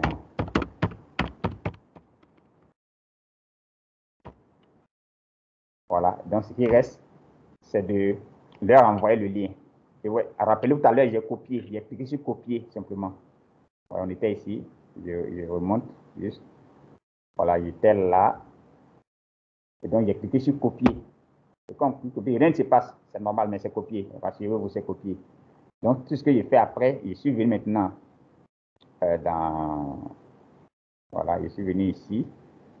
Et donc, le lien en question, je vais le coller. Je vais coller ici. Pour le coller, soit du clic droit. Et puis, vous voyez, il y a coller. Mais il fait CTRL V. CTRL V, ça colle aussi. Et donc, ou bien vous faites clic droit coller. Donc, moi, j'ai fait CTRL V. Voilà, vous voyez que le lien est collé, vous voyez que avec l'icône du forme, tout ça. Le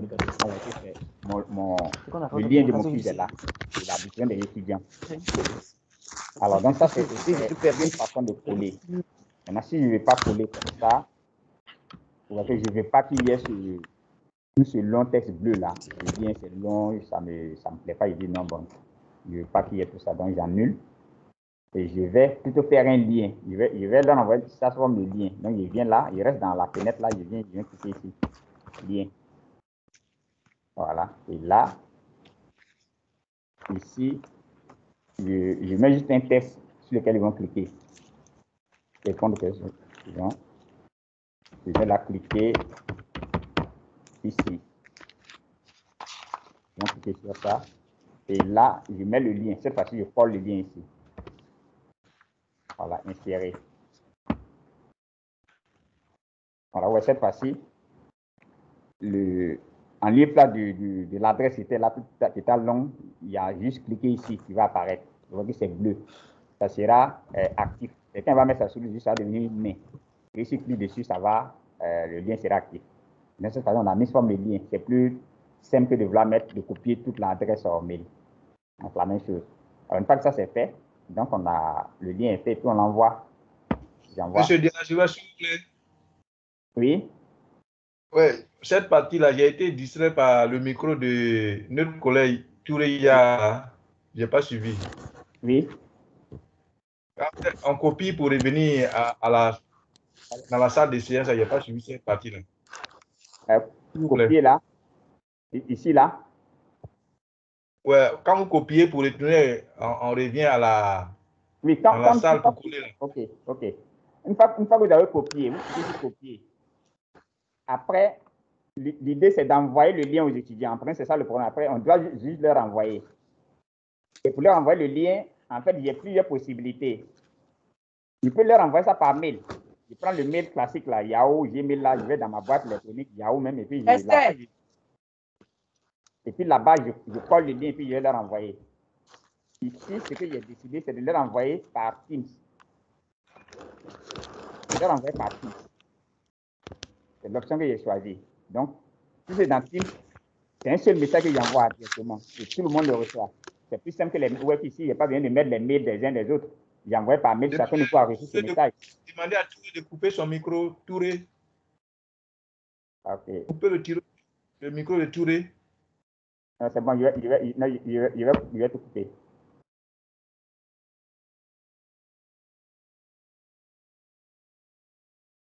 C'est bon? Voilà. Donc, la différence entre ça et les mails, c'est que pour les mails, il va falloir mettre l'adresse de chaque étudiant voilà, avant d'envoyer le mail. Mais si sur Teams, vous envoyez sous forme de message simple. Tout le monde est là. Donc, tout le monde est dans l'équipe. Donc, chacun reçoit, donc chacun peut répondre directement. Mais, après, on peut envoyer par mail, on peut envoyer par les mails classiques. Il n'y a pas de problème. C'est pour dire que forme, c'est indépendant de Teams. Ce n'est pas lié à Teams. On conçoit la composition là-bas et on peut la faire par un étudiant sans passer par Teams. Ça, il faut que ce soit clair. Mais comme on a déjà Teams, je dis, mais pourquoi ce Patricia a déjà Teams? Pourquoi ne pas venir et puis leur envoyer le lien par Teams? Mais on peut le faire, on peut leur envoyer par mail. Voilà, une fois que c'est fait, donc ils vont recevoir, donc chacun va cliquer dessus et il aura accès au quiz et puis il pourra répondre.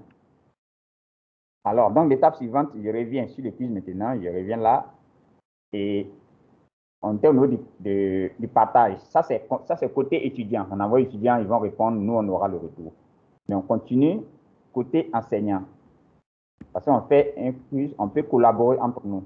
Je peux dire, mais j'ai fait mon sujet, bon, je trouve intéressant, mais je vais peut-être, ou bien peut-être j'ai vu le devoir d'un collègue. Je dis à mes collègues, j'ai vu ton sujet de la dernière fois, là, mais je trouve ça intéressant. Est-ce que tu peux pas. Bon, ça m'arrangerait, ça me plairait d'avoir une copie. Je vais m'en inspirer pour faire le mien. Parce que nous, il n'y a pas de problème de collègue, on peut faire ça. Donc, en ce moment, je suis l'auteur du devoir, donc je suis l'auteur de ce formulaire-là. Ouais, il n'y a pas de fichier quelque part, c'est ça le problème, ça. Ce n'est pas un fichier Word pour dire je vais t'envoyer par mail. Il est ici sur le net. Donc, ce que j'ai fait, simplement, je vais envoyer ça à mon collègue. Je veux que le collègue là puisse avoir effectivement il peut le modifier comme il veut. Donc, et puis je clique obtenir un lien permettant de le dupliquer. Cette fois-ci, je clique ici. Voilà. Ouais, là encore, il me demande de copier un lien. Ouais, c'est le même, fichier en fait, hein, mais c'est pas le même lien. Cette fois-ci, je vais cliquer sur copier. Ce lien que je viens de copier, ça c'est pour l'envoyer à un collègue afin qu'il puisse prendre mon modèle là et puis le modifier. Il va le dupliquer. Oui, c'est bien marqué. Toute personne ayant reçu le lien peut dupliquer le formulaire. Il peut le dupliquer à sa guise, le modifier, faire ce qu'il veut. Ça, c'est ce qu'on peut, on peut donner ça à un collègue dans ce sens-là. Donc, c'est le cas. En ce moment, il fait copier, il clique sur copier, et puis là, je lui envoie par mail. Comme là, c'est une seule personne. On peut lui envoyer par mail directement. Parce qu'on met dans Teams, là, c'est public, hein. C'est le message public, ça va, ça passe à tout le monde. Donc, comme j'ai copié, donc je lui envoie dans son mail personnel, ici. Et donc, le collègue va recevoir un lien, et quand il va cliquer dessus, il verra que, bon, il reçoit et il a accès au mail. Mais néanmoins, comme c'est à titre d'exercice, je vais mettre ça dans Teams ici. Je vais vous envoyer ça également. Donc, tout à l'heure, c'était en tant qu'étudiant, on vous envoyait. Tout à l'heure, on vous envoie le même lien, mais en tant que collègue avec lequel on veut partager le fichier. On veut qu'il...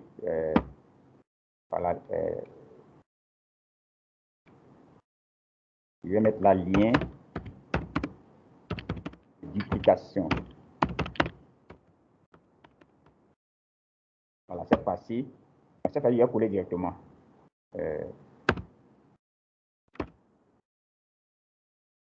Voilà, je colle directement. Cette fois-ci, le texte là sera là, c'est pas tout, mais bon, voilà, c'est pas grave, donc je laisse. Et puis je fais envoyer. Voilà, la différence les deux. Tout à l'heure, si c'était juste un mot cliqué ici qui était là, mais il y a tout un texte qui est là, mais qui est actif, c'est le lien. Voilà. Donc, cette fois-ci, si vous cliquez sur le lien de duplication, on va vous dire que vous allez, on va vous dire que vous pouvez copier, vous pouvez dupliquer le formulaire, vous pouvez le modifier à votre guise. Donc, ça, c'est en tant que c'est un collègue qui vous envoie, et donc, son sujet qu'il a déjà pris, donc, et puis, il vous demande de le remanier à votre guise. Donc, ça, c'est ce qu'on peut faire avec collègue déjà. Ce qu'on peut faire encore avec les collègues, c'est de collaborer. Alors, le mot collaborer, il revient encore. Cette fois-ci, c'est la dernière option. Ouais, que on peut partager pour collaborer. Ça veut dire quoi? J'ai fait on a un examen et j'ai un collègue, on travaille, on travaille sur la même UE certainement. Et pour l'examen, on a décidé de contribuer. Moi, peut-être, je peux lui dire, bon, moi, j'ai déjà proposé 5 questions. Ouais, tout à l'heure, j'ai déjà fait 5 questions. Et puis, bon, collègue, moi, j'ai déjà proposé 5 questions. Et donc, il faut compléter, il faut également proposer 5, et puis ça va faire 10 questions. Là, bon, on va faire le sujet comme ça. Et comme on travaille en collaboration, ouais, j'ai déjà fait les 5 questions, vous voyez, j'ai déjà fait 5 questions. Et donc, ce que je vais faire, je vais copier, donc je vais copier le lien. Vous voyez que là encore, dès que je clique dessus, on me demande en bas copier. Cette fois-ci, je copie le lien, je copie encore. Et pareil, et je lui envoie le lien. Ouais, cette fois, c'est différent du cas précédent. Cette fois-ci, quand il reçoit, c'est pour contribuer, c'est pour collaborer avec moi. Je ne lui envoie pas pour qu'il prenne le sujet mais c'est en collaboration. On va travailler dessus ensemble. J'attends sa contribution. Il va ajouter des questions, il va magnifier. Donc, et moi, je verrai également ce qu'il va faire. Quand il va finir, je verrai le résultat. Il n'a pas besoin de m'envoyer. Quand il finit, il ferme, il s'en va. Moi, quand je me connecte, je verrai ce qu'il a fait. Quand lui, il ne fait qu'à contribuer. S'il finit, il ferme, il n'a rien à enregistrer, il n'a rien à faire. Et donc, je lui envoie le lien. Et comme on a copié, je vais faire pareil. Je vais vous envoyer le lien de la même façon. Là, on suppose que, voilà, là, c'est un lien de collaboration.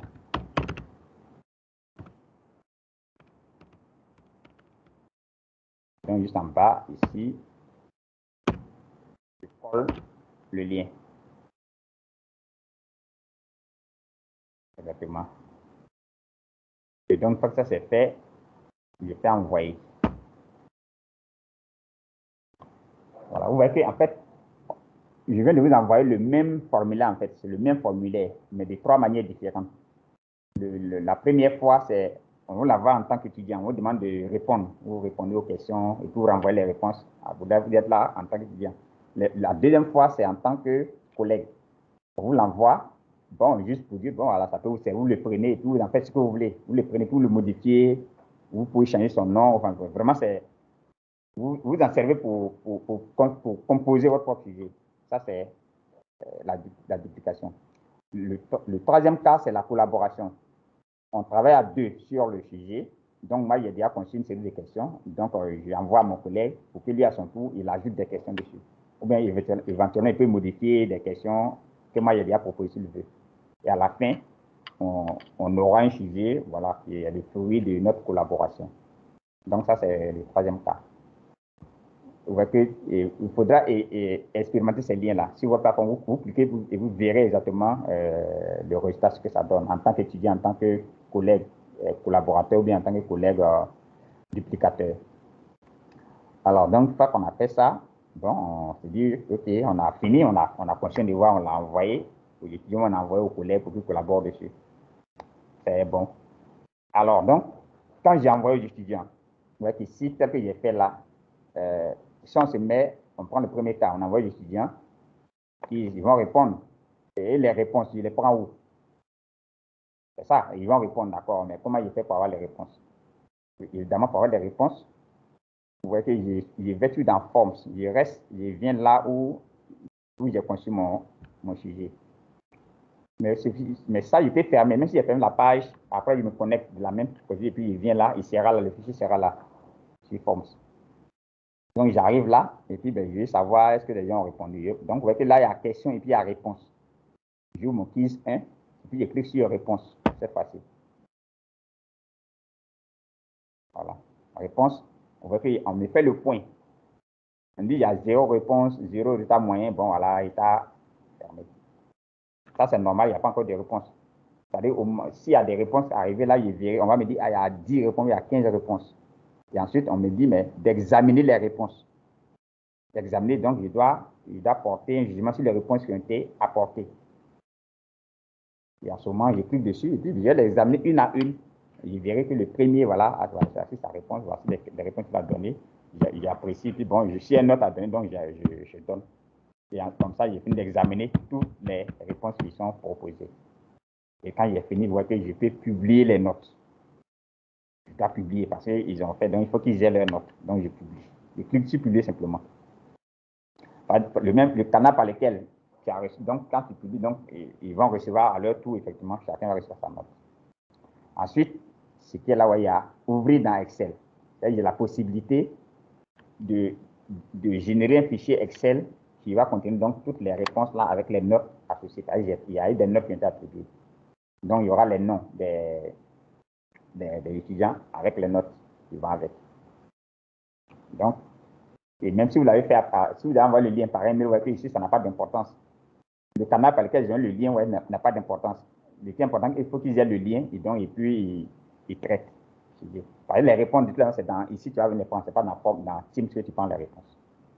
Pour dire que vous voyez que Form, c'est un outil à part, qui en principe est autonome. On peut même dire indépendant du type.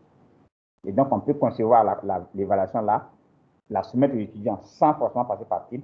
Et c'est là qu'on vient récolter, qu'on vient prendre les réponses qui ont été données par les étudiants. Et c'est là qu'on va les examiner et puis bon, les noter. Et après, on récupère les notes sous forme de fichiers Excel, voilà, qu'on peut exploiter à notre fin. Alors, une fois que ça c'est fait, ça c'est la première procédure. On fait tout dans Forms, on évalue, enfin on envoie, on recueille les résultats ici. Maintenant, l'autre procédure, c'est de soumettre à partir de Teams. Moi, je suis dans Teams, mais je vais faire un devoir, je vais faire un vrai devoir. Voilà, à partir de Teams. En ce moment, je viens là, je suis dans Teams. N'oubliez pas qu'il y a l'option devoir dans Teams. Donc, je suis là, en haut ici, dans les onglets qui sont masqués.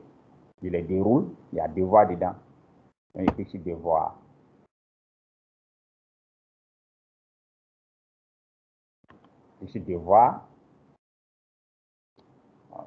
Ça charge. On va faire le point. Voilà. Ça a chargé. Donc, ici, vous voyez, il y a les brouillons. Les brouillons, ça veut dire que je peux construire. Bon, là, on est dans Teams. Hein. Dans Teams, je peux construire un devoir et puis ne pas le soumettre. Donc, il faut le garder comme brouillon. C'est-à-dire que j'ai fini, mais bon, je ne le soumets pas. Donc, il reste comme le brouillon. Mais là, on n'est pas sur nouveau. Ensuite, il y a les devoirs attribués. Ici, je suis en tant qu'enseignant. Vous voyez que j'ai la page d'enseignant. Donc, ça, c'est ma page. C'est quoi, il y a attribué. Quand on est étudiant, on ne fait que recevoir les devoirs, on n'attribue pas. Donc, on n'aura pas une page comme ça. Alors, donc ici, ce devoir, ça c'est le type 1 qui a été attribué, c'est-à-dire ça a été donné. Donc, retourner. Ça, il y a des devoirs qui ont été remis. Donc, ici, bon, je clique dessus. On me dit aucun devoir n'est noté pour le moment. Donc, on ne m'a pas ramené de devoir à corriger. C'est ce que ça signifie. Bon, tout ça, c'est OK, mais moi, je vais créer un devoir. C'est ce que je vais faire. Je vais créer un devoir. Et donc, je clique sur créer. Donc, j'explique bien. Ça veut dire que la procédure, cette fois, ce qu'on vient de faire, on veut faire la même chose. On veut faire un devoir, un quiz. mais en partant de Teams cette fois-ci. Tout à l'heure, on est allé dans forme directement, on a fait le quiz et puis on l'envoie aux étudiants dans Teams. C'est à la fin qu'on est venu leur coller le lien dans Teams. Cette fois-ci, on part de Teams pour aller vers Forms. C'est dans Teams qu'on décide de faire le devoir. Donc, on vient dans Devoir, dans l'onglet Devoir dans Teams. Donc, là, on décide de créer le devoir ici. Donc, là, on me demande, est-ce que ça paraît un devoir existant? Il peut y avoir un devoir que j'ai déjà fait. Donc, si c'est oui, donc je clique dessus, puis bon, je choisis un devoir que j'ai déjà fait, et puis bon, je le balance. Ou bien, est-ce que c'est un questionnaire? Ou bien, est-ce que c'est un devoir? Alors, la différence ici entre devoir et questionnaire, ce qu'on vient de faire, c'est un questionnaire. C'est-à-dire que c'est quelque chose qui a été déjà élaboré d'avance dans Forms. On va juste le référer, puis on l'envoie aux étudiants. Devoir, c'est beaucoup plus ouvert. C'est quelque chose, par exemple, comme le type que je vous ai envoyé, c'est un devoir. Il y a un fichier Word où il y a les instructions qu'on a associées. Bon, ça, c'est un devoir. Voilà. Ici, questionnaire, c'est-à-dire que j'entends prendre un truc qui est déjà fait dans Forms que je vais associer au devoir. Donc, là, je prends questionnaire. Soit je l'ai déjà fait dans Forms, ou bien je ne l'ai pas fait, mais je vais le faire là-bas. Et si on l'a déjà fait, c'est pas donc à ce moment on vient ici, on fait que donc on clique sur questionnaire.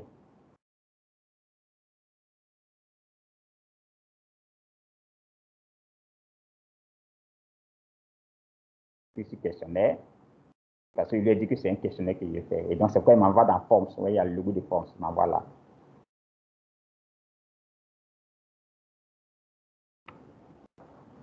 Voilà, il m'envoie là. Et puis, vous voyez que ce qui est chose, ici, il y a un nouveau questionnaire, puis en bas, les questionnaires qui ont déjà eu lieu. Voilà. Vous voyez que tout à l'heure, ça, ce qu'on appelle les quiz là, il a été conçu, en fait, tout à l'heure, c'est-à-dire que le quiz 1 n'apparaît pas, vous voyez qu'il n'apparaît pas. Le quiz 1 celui-là qu'on a fait ici.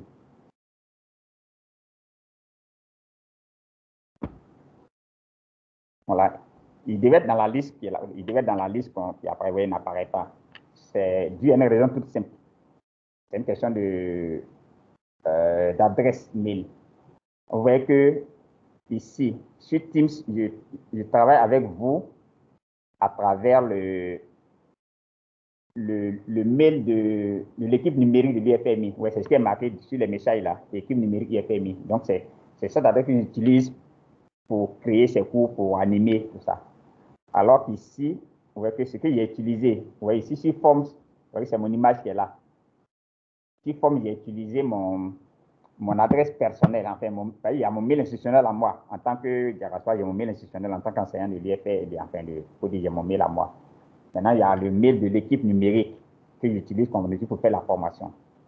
Donc, c'est ce mail que j'utilise pour créer l'équipe sur Teams, pour faire tout. Et en fait, le tout à l'heure, donc, quand je me suis connecté dans le portal de façon automatique, il m'a envoyé sur moi mon espace à moi. Donc, j'étais dans mon espace. Là-bas, c'est là-bas que je suis plus à l'aise. Donc, c'est là-bas que j'ai fait le quiz. Et c'est pourquoi ça n'apparaît pas. Donc, c'est important que vous le sachiez. Donc, en principe, vous n'avez pas à vous faire de soucis pour ça. C'est-à-dire qu'arriver là, donc le quiz qu'on vient de faire, voilà, il allait apparaître ici en bas. Il allait apparaître là. Dès qu'on a fait, donc il allait apparaître ici simplement. Et il allait suffire simplement, on le sélectionne. Maintenant, si on ne l'a pas encore fait, ouais, on a dit la procédure, si c'est maintenant que j'ai commencé directement dans Teams pour aller vers Forms. Donc, évidemment, arrivé là, il n'est pas encore fait. Donc, il va cliquer sur Nouveau, et puis, bon, il le conçoit. Il clique sur Nouveau, et puis maintenant, il fait exactement tout ce qu'on a fait depuis le début dans Forms. Et puis, il consomme, il fait les questions, tout. Il élabore, et puis, bon, voilà. Mais ici, on suppose qu'on l'a déjà fait. Celui qui est là, en réalité, c'est tout à l'heure, il est fait sur cette page-là, mais avec le groupe A tout à l'heure. Et donc, si ici, on suppose qu'on ne l'a pas fait, donc il clique sur Nouveau. Et il va vous ouvrir une page. Voilà. Cette page-là, cette fois-ci, je suis sur Forms, mais avec le compte de l'équipe numérique cette fois-ci. L'autre forme, là, c'était avec mon compte. Donc, vous voyez ici, bon, ici, on va faire un truc tout simple. Hein, on ne va pas faire, si j'allais dire 2. Donc, il n'y a pas de description là, ici.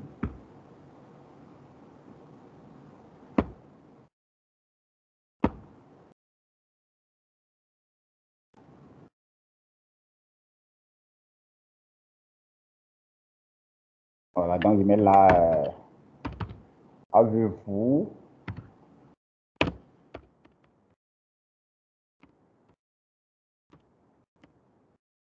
est-ce que c'est oui ou non? Oui. Hein?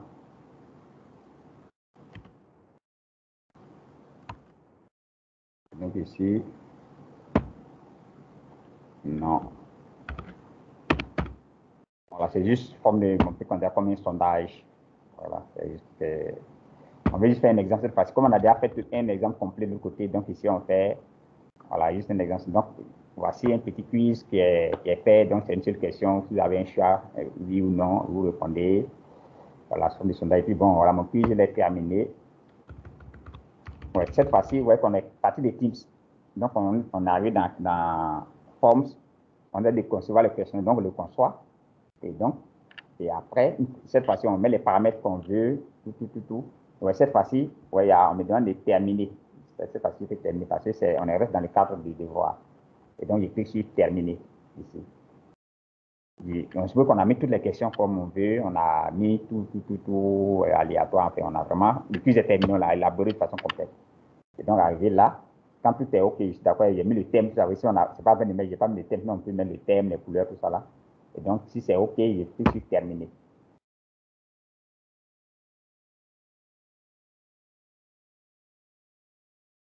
Voilà, cette fois-ci, vous voyez que là, on me donne une page de devoir.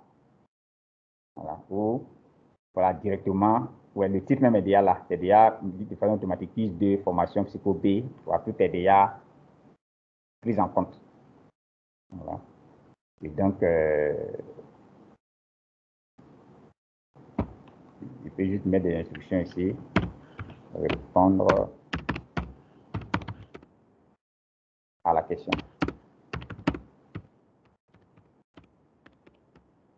Voilà. Voilà, donc, mon quiz est prêt, il est soumis, tout. Juste en bas ici. Ça, c'est volet important. Quand on parle de Teams pour faire un devoir, ici, on a bien de paramétrer. Ouais, c'est marqué ici, ne pas assigner le devoir à l'avenir aux étudiants ajoutés à cette classe. Ça veut dire quoi? Au lieu d'aujourd'hui, c'est une classe. Il y a des étudiants qui ne sont même pas encore inscrits, donc qui ne sont pas là présentement. Et donc, j'ai soumis un devoir. Et comme c'est en ligne, ouais que peut-être la semaine prochaine, un étudiant vient s'inscrire, s'ajoute à la liste. Qu'est-ce que la plateforme fait? Est-ce qu'il fait le devoir en lui, mais il ne le fait pas? Donc, mais c'est vous qui décidez. Donc, si on laisse comme ça, donc c'est marqué, il ne fera pas. Il ne verra même pas le devoir, parce qu'il est venu après. Mais il peut décider que, même s'il se connecte un mois après, donc dès qu'il se connecte, le devoir va lui apparaître ici. Il va recevoir les mêmes devoirs que les autres ont déjà fait. Donc, c'est ça on décide. Ici, c'est marqué tous les étudiants. Donc, c'est normal. Ouais, formation, psycho B, c'est tout le monde fait le devoir. Mais ça veut dire qu'on a la prise de ne pas donner à tout le monde. Ouais, ici, si je clique dessus, quand je clique sur tous les étudiants, ouais, il y a une liste qui sort. Ouais, la liste des étudiants sort. Akamati, Banéné, Bamba Boaké, Daboné, OK. Donc, les noms sortent. Tout le monde, c'est par défaut. Maintenant, il peut décider que ce n'est pas tout le monde. Mon devoir, là, ça ne s'adresse pas à tout le monde. Ça peut être une session de rattrapage, ça peut être un truc où des gens ont raté une compo, mais je vais juste évaluer quelques-uns dedans. En ce moment, je les choisis. Bon, il peut dire, bon, ça concerne Aka, Mathilde, Daboné, et puis bon, je prends quoi? Djebi, et puis bon, encore, il dit, bon, je prends des... Je choisis des noms comme ça. Et après, il dit, bon, c'est bon, ça ne concerne que ces trois-là. C'est eux qui sont concernés par mon devoir. Et donc, ici, c'est le cas. Vous voyez que c'est marqué ici 3 étudiants. Vous voyez que quand je coche, c'est marqué 3. Là, si je coche quelqu'un encore, ça devient 4. Donc, il y a 4 qui sont concernés. Voilà, et comme ce n'est pas le cas, donc évidemment, ce que je fais, donc je décoche. Parce que ça, oui, ça concerne tout le monde. Mais je le montre pour cas où on veut faire un truc sélectif. Ce n'est pas tout le monde, mais ils sont dans la classe, mais il y a certains seulement qui sont concernés. Donc, il suffit de cliquer sur tous les étudiants. La liste est pour cocher ceux qui sont concernés. Mais nous, dans notre cas, voilà, c'est tout le monde, donc on garde tous les étudiants. Et donc, si quelqu'un vient après, il n'aura pas le devoir. Donc, si on veut, on va modifier. Maintenant, ici, il y a la date d'échéance. Ça, c'est important. La date d'échéance, c'est quoi? vous donnez un devoir. Ouais, ici, c'est marqué jeudi 17 à 23h. Bon, c'est aujourd'hui, c'est la date d'échéance. Qu'est-ce que vous entendez par date d'échéance? Il a ça tout de suite. Donc, s'il met par exemple vendredi comme date d'échéance, il ne faut pas penser que c'est la date, c'est différent la date butoir. Ce n'est pas la date de clôture. Donc, il y a une différence entre la date d'échéance et la date de clôture. Donc, pour la machine, la date d'échéance est différente de la date de clôture. Donc, si vous lui dites date d'échéance, c'est vendredi à midi, si un étudiant rend même le samedi, il va prendre. Mais il va prendre en maçonnerie qu'il a rendu en retard. C'est la seule différence pour lui. Si tu rends après la date d'échéance, il va dire oui, il a rendu après, mais il a rendu en retard, c'est tout. Maintenant, c'est à vous de décider. C'est vous qui êtes le maître de la chose. Donc, maintenant, c'est un langage. Si vous ne vous comprenez pas, il y aura problème. Vous pensez que c'est tout, mais les étudiants vont pouvoir rendre, alors vous pensez qu'ils ne peuvent pas rendre. Vous verrez qu'ils arrivent à rendre.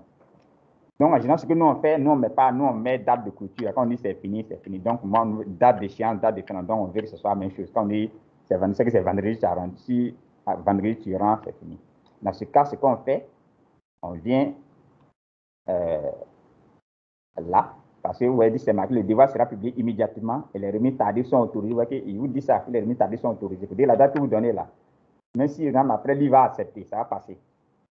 Mais si ce n'est pas ce que vous voulez, vous dites non, moi, comment? Ils vont rendre après et puis moi, rendre en retard et puis j'accepte. Non, si c'est en retard, je ne prends pas. Mais je vais modifier. C'est plus modifier. Il va me donner une fenêtre pour me dire, et puis je dis exactement ce que je veux. En ce moment, vous voyez que là, c'est marqué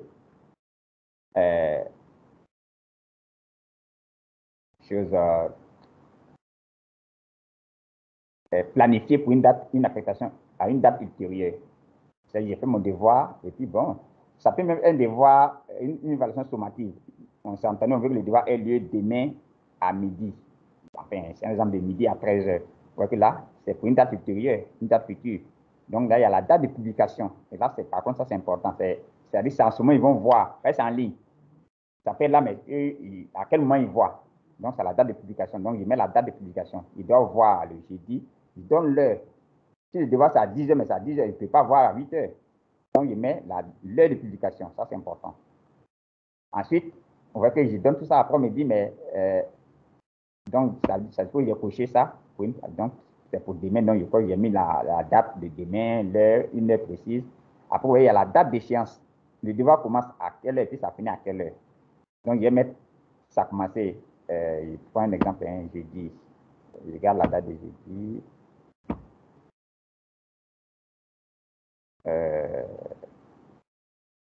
Voilà. Je pense que c'est le. Donc, ça aussi, on change.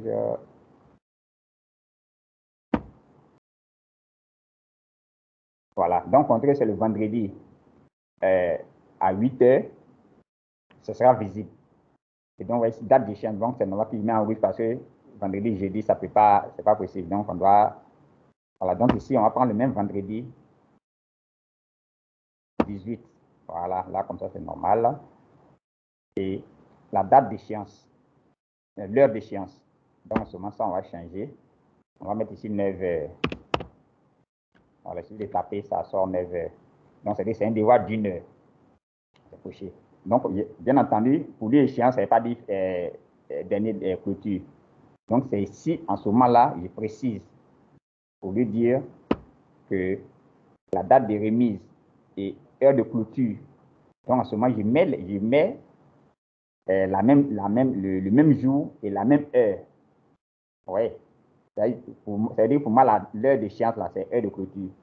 Mais si tu pas la machine, si tu laisses l'échéance, lui, il va accepter, il va prendre et puis il va dire que c'est venu en retard. Donc, tu donnes l'heure de clôture égale à l'heure d'échéance. Et tu vois que là, il a résumé en bas. Tu vois, lui, il me résume nos choix, là, il va résumer. Il dit, bon, le devoir sera publié le vendredi 18 à 8h. Il doit être rendu le vendredi 18 juin à 9h. Les remises tardives ne sont pas autorisées. Vous voyez que là, c'est clair. C'est-à-dire que c'est ce que moi, je veux vraiment. C'est-à-dire que de 8h à 9h, à 9h, 1 minute, voilà, il ne prend plus. Ça ne va plus passer. La plateforme va fermer. Donc, si je suis d'accord avec tout ça, il peut dire, bon, oui, voilà, c'est ce que je veux. Et puis, bon, je valide. Donc, c'est important. Maintenant, si c'est par contre un truc libre, où on ne sait pas, c'est une évaluation formative, on ne veut pas de contraintes, une enquête. Donc tout ça, on enlève, voilà, on décoche ça. Voilà, pour dire que c'est pas tout ça qu'on veut. Et puis, voilà, mais par compris, on avait pu garder ça. Ouais, peut-être là-bas, il y avait date d'échéance. Là, on met clôture et puis on impose une heure ici. Voilà, donc ça, on enlève et puis bon, on quitte là. Voilà, donc en ce moment, j'ai laissé les choix par défaut. Le devoir sera publié immédiatement, tout de suite, et les remises tardives seront autorisées. C'est-à-dire que même, lui, il a dit 17 aujourd'hui à 23h59. C'est-à-dire même si quelqu'un fait demain, ça va passer. Bon, comme c'est une enquête, donc on peut laisser comme ça. Mais c'est pour dire que vous pouvez régler le devoir selon vos vœux. Qu'est-ce que vous voulez exactement? Voilà, il suffit de paramétrer. Et tous ces paramètres dans ces deux coins-là, modifier, vous entrez dedans, donc on a tous les paramètres. Alors, donc, une fois qu'on est d'accord avec tout ça, on l'a paramétré comme on veut, ajouter un devoir calendrier, publier une donc bon, tout ça, il n'y a pas de problème. OK. Et donc, le devoir est prêt, c'est pour tous les étudiants. Et donc, il faut, ici, voilà, donc il y a deux possibilités.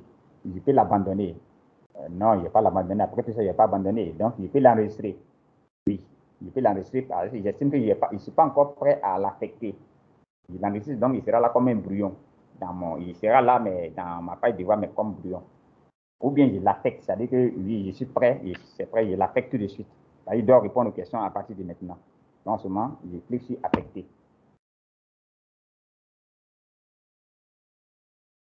Voilà. Il a affecté, vous voyez que ça apparaît ici tout de suite. Voilà, que Q2, échéance demain à 23h59. Mais c'est-à-dire celui qui fait après 23h59, demain, ça va passer parce qu'on a dit que les remises tardives sont autorisées. Voilà, donc le devoir était soumis. Donc, ça, c'était la deuxième façon de soumettre le devoir en passant par Teams. C'est-à-dire, on va dans Teams, les onglets devoirs, on choisit le questionnaire, on nous envoie sur Forms, on l'élabore et puis bon, on le soumet. L'autre procédure, c'était d'aller directement sur Forms, on le conçoit là-bas, totalement les questions, tout. Et puis après, on est libre. Soit on passe par Teams pour le donner aux étudiants, ou bien on leur envoie directement par les autres moyens de communication, par mail, par truc, pourvu qu'ils aient le lien. Et ils vont répondre, et là, on va chercher les réponses dans Forms là-bas aussi. Parce que c'est dans Forms qu'on appelle, donc les réponses ne seront pas dans Teams, elles seront dans Forms. Mais juste de se connecter, vous allez sur le devoir, puis vous verrez que on aura les réponses. C'est quand on vient, voilà, comme l'a dit, je vais venir ici. Là, dans les réponses, vous verrez qu'il y a. Donc, c'est ce qu'il faut. Voilà, comme je dit déjà, vous pouvez, il y a même expérimenté le devoir qui vient d'être envoyé. Si vous regardez vous devez avoir déjà le lien. Vous pouvez vous amuser à tester pour voir effectivement si vous arrivez à répondre. Alors, donc, pour concernant les évaluations formatives, c'est ce que je tenais voilà, vraiment à dire. Mais avant, comme il avait dit dès le début, dès l'entame, il y a cet aspect important que j'ai évoqué d'entrée de jeu concernant les mails institutionnels. C'est vrai qu'on parle de mails, mais quand on dit mail, c'est pour communiquer avec, c'est pas juste pour faire des cours. Et donc, ils doivent nous servir à communiquer. Quand on les donne à une institution, à une revue, et qu'on nous écrit dessus, il faut qu'on soit en mesure de consulter la réponse qu'on nous a envoyée. Et pour ça, pour consulter vos mails institutionnels, pour voir si quand on vous écrit dessus, c'est la même procédure que pour aller sur OneDrive, que pour aller sur Stream, que pour aller sur Form, comme on le fait. Vous prenez un navigateur quelconque, voilà, et puis vous faites portal.office.com, on va vous envoyer dans la boutique Office, et puis là, vous dites, bon, ici, moi, ici, je ne sais pas, là, c'est pas pour aller sur Teams, c'est pas pour aller sur OneDrive, c'est pas pour aller sur Stream. Moi, c'est pour voir, je vais consulter ma boîte mail, là, on m'a envoyé, il y a des gens qui m'ont dit qu'ils ont écrit dessus. Donc, je clique sur Outlook. Et donc, ça, je clique, et puis donc, ça va vous ouvrir exactement votre mail, ça va vous ouvrir votre boîte électronique. C'est tout. Donc, c'est important de le savoir. Pour dire que le portail Office, là, c'est vraiment une porte d'entrée. Et donc, il y a beaucoup d'applications qui sont que vous pouvez utiliser. Alors, autre chose concernant cet Outlook, c'est une boîte mail. Parce qu'habituellement, aujourd'hui, la plupart d'entre vous, vous utilisez vos mails sur les téléphones. Vous avez à consulter vos boîtes quand vous promenez, vous avez le téléphone. Donc, ça également, vous pouvez le faire. Outlook, là, vous pouvez avoir ça sur votre téléphone. Ce que vous faites simplement, vous installez l'application Outlook sur votre téléphone. Vous allez dans votre Play Store, même dans Apple Store. Il y a Outlook là-bas, c'est gratuit. Et puis vous installez Outlook. Et quand vous allez le lancer directement, mais c'est normal, on va vous demander de vous identifier, de vous connecter. Donc vous mettez votre mail institutionnel. Vous entrez votre mail institutionnel avec le mot de passe et puis vous allez vous retrouver dans la boîte à message de votre mail institutionnel simplement. Là, vous avez ça, là, c'est avec vous partout. De la même façon que vous consultez votre boîte de Yahoo ou bien Gmail, vous pouvez consulter cette boîte-là avec Outlook. Donc, c'est important. Vous pouvez installer le Outlook sur le téléphone. Sur l'ordinateur, ouais, c'est beaucoup compliqué. Il faut aller dans portal.office avant de faire. Or, sur le téléphone, c'est juste un clic et puis vous êtes dans la boîte directement. Donc, je vous conseille d'installer Outlook là sur le téléphone. Et là, comme ça, si on vous dit qu'on a vous écrit sur votre boîte institutionnelle, mais vous cliquez, vous l'ouvrez. Donc, par contraire, si c'est sur un ordinateur, donc il faut faire portal.office.com, choisir Outlook, et puis bon, vous ouvrez, et vous avez accès à la boîte électronique. Donc, c'est important de le savoir. Donc, il est midi 20. On a fait le tour de la question d'aujourd'hui. Je m'arrête là pour permettre aux gens de poser des questions s'il y en a.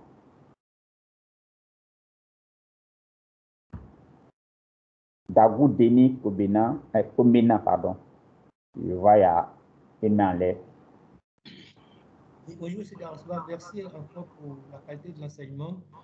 Oui. Je voudrais juste une information par rapport au mail institutionnel.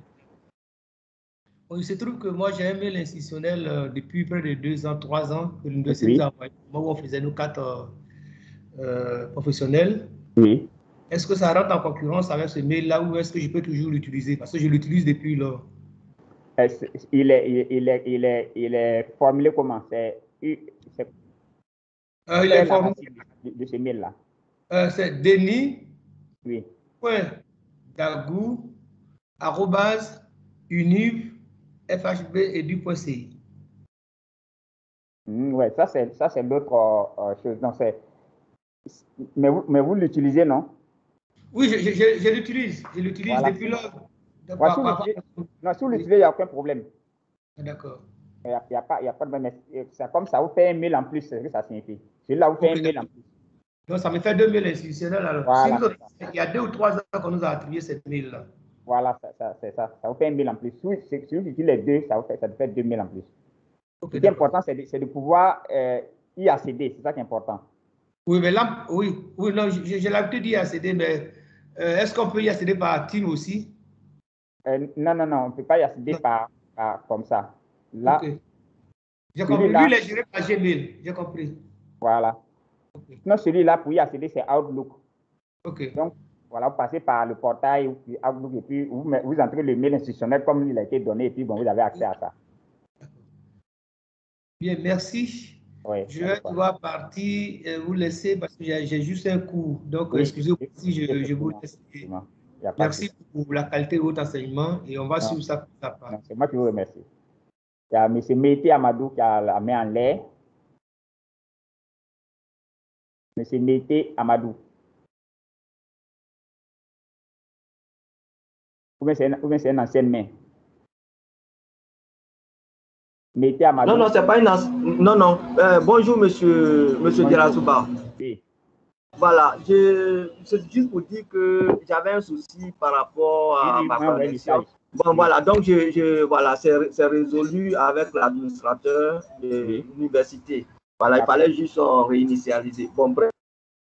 Bon, donc Dieu merci, je pourrai maintenant voir vos exercices. Maintenant, ma question concerne l'accès à, comment on appelle ça, à Microsoft Forms. Oui, Forms. Voilà.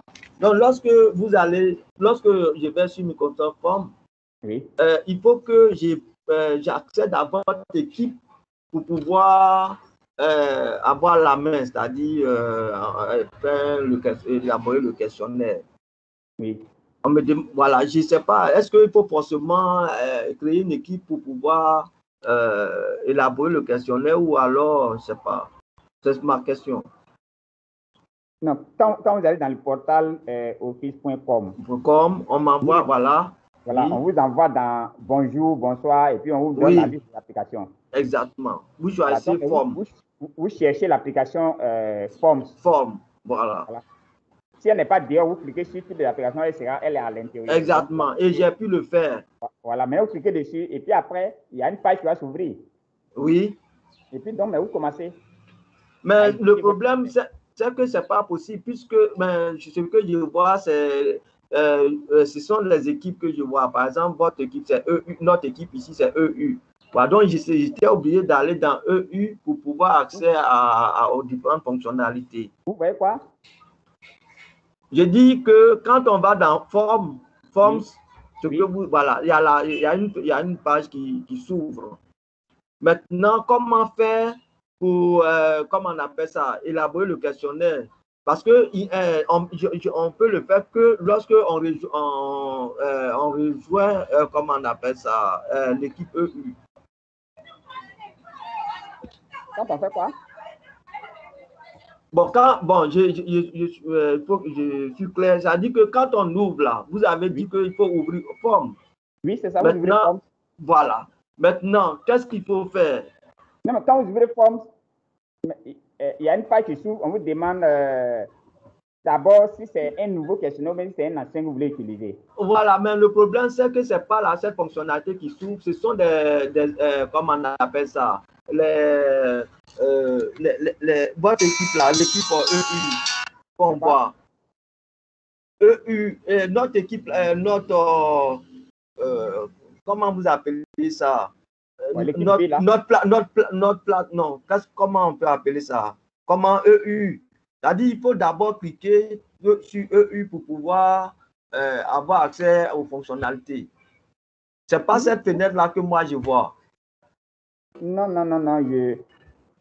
En fait, il n'y a pas de problème. C'est-à-dire que l'accès, comme il est dit, quand vous arrivez dans le portail office.com et que vous avez repéré l'application Forms, que vous cliquez dessus, il n'y a rien d'autre à faire. La page va s'ouvrir et puis on va juste vous demander questionnaire sans titre. Vous donnez le titre et puis vous commencez à composer les questions.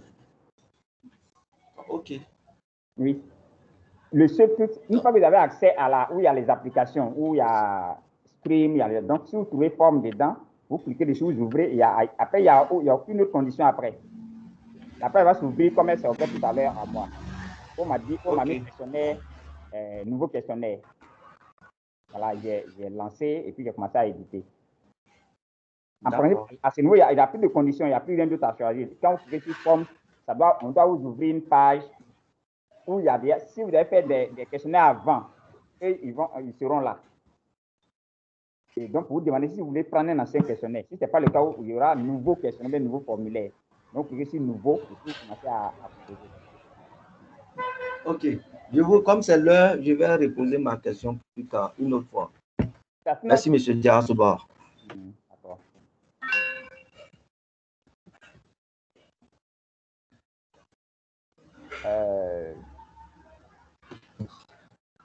Voilà, donc, une fois encore, merci à tous. C'était la dernière séance. Mais comme c'est prévu, on va continuer à échanger, voilà, les uns les autres. Si vous avez des difficultés, il ne faut pas hésiter à me contacter. Dans la mesure du possible, je vais vous assister. Et comme le chef de département l'a dit le matin, voilà, il va voir si c'est possible d'avoir une séance en direct, voilà, où il pourrait venir là-bas pour qu'on puisse régler certains détails, la pratique. Donc, ça dépendra après des programmes des uns des autres. Mais ça veut dire que ce n'est pas vraiment un au revoir. Donc, on va s'arrêter là pour le moment pour vous permettre de digérer ce qui a été fait. Mais continuez à travailler à l'aide des vidéos qui sont mises à votre disposition. Continuez à les regarder s'il le faut, revoir les explications qui ont été données et puis essayer de refaire les TP qu'on vous a donné à faire. Et donc, progressivement, ça va vous permettre au moins de progresser. De sorte que si on doit se retrouver une autre fois, quand il y a déjà une base qui soit déjà là, à partir de laquelle on pourra essayer de partir à autre chose, essayer d'avancer. Sinon, ce n'est pas évident. En 3 jours, ce n'est pas du tout évident. Et c'est de façon accélérée. C'est-à-dire qu'on n'a pas le temps d'assimiler, qu'on envoie de nouvelles notions. Ce n'est pas évident. Donc, mais on arrête, mais prenez le temps de revoir chacune de ces notions-là calmement. Et puis, vous verrez que les choses vont aller doucement. Encore merci à tous. Bon après-midi à tout le monde. Et on reste en contact. Au revoir.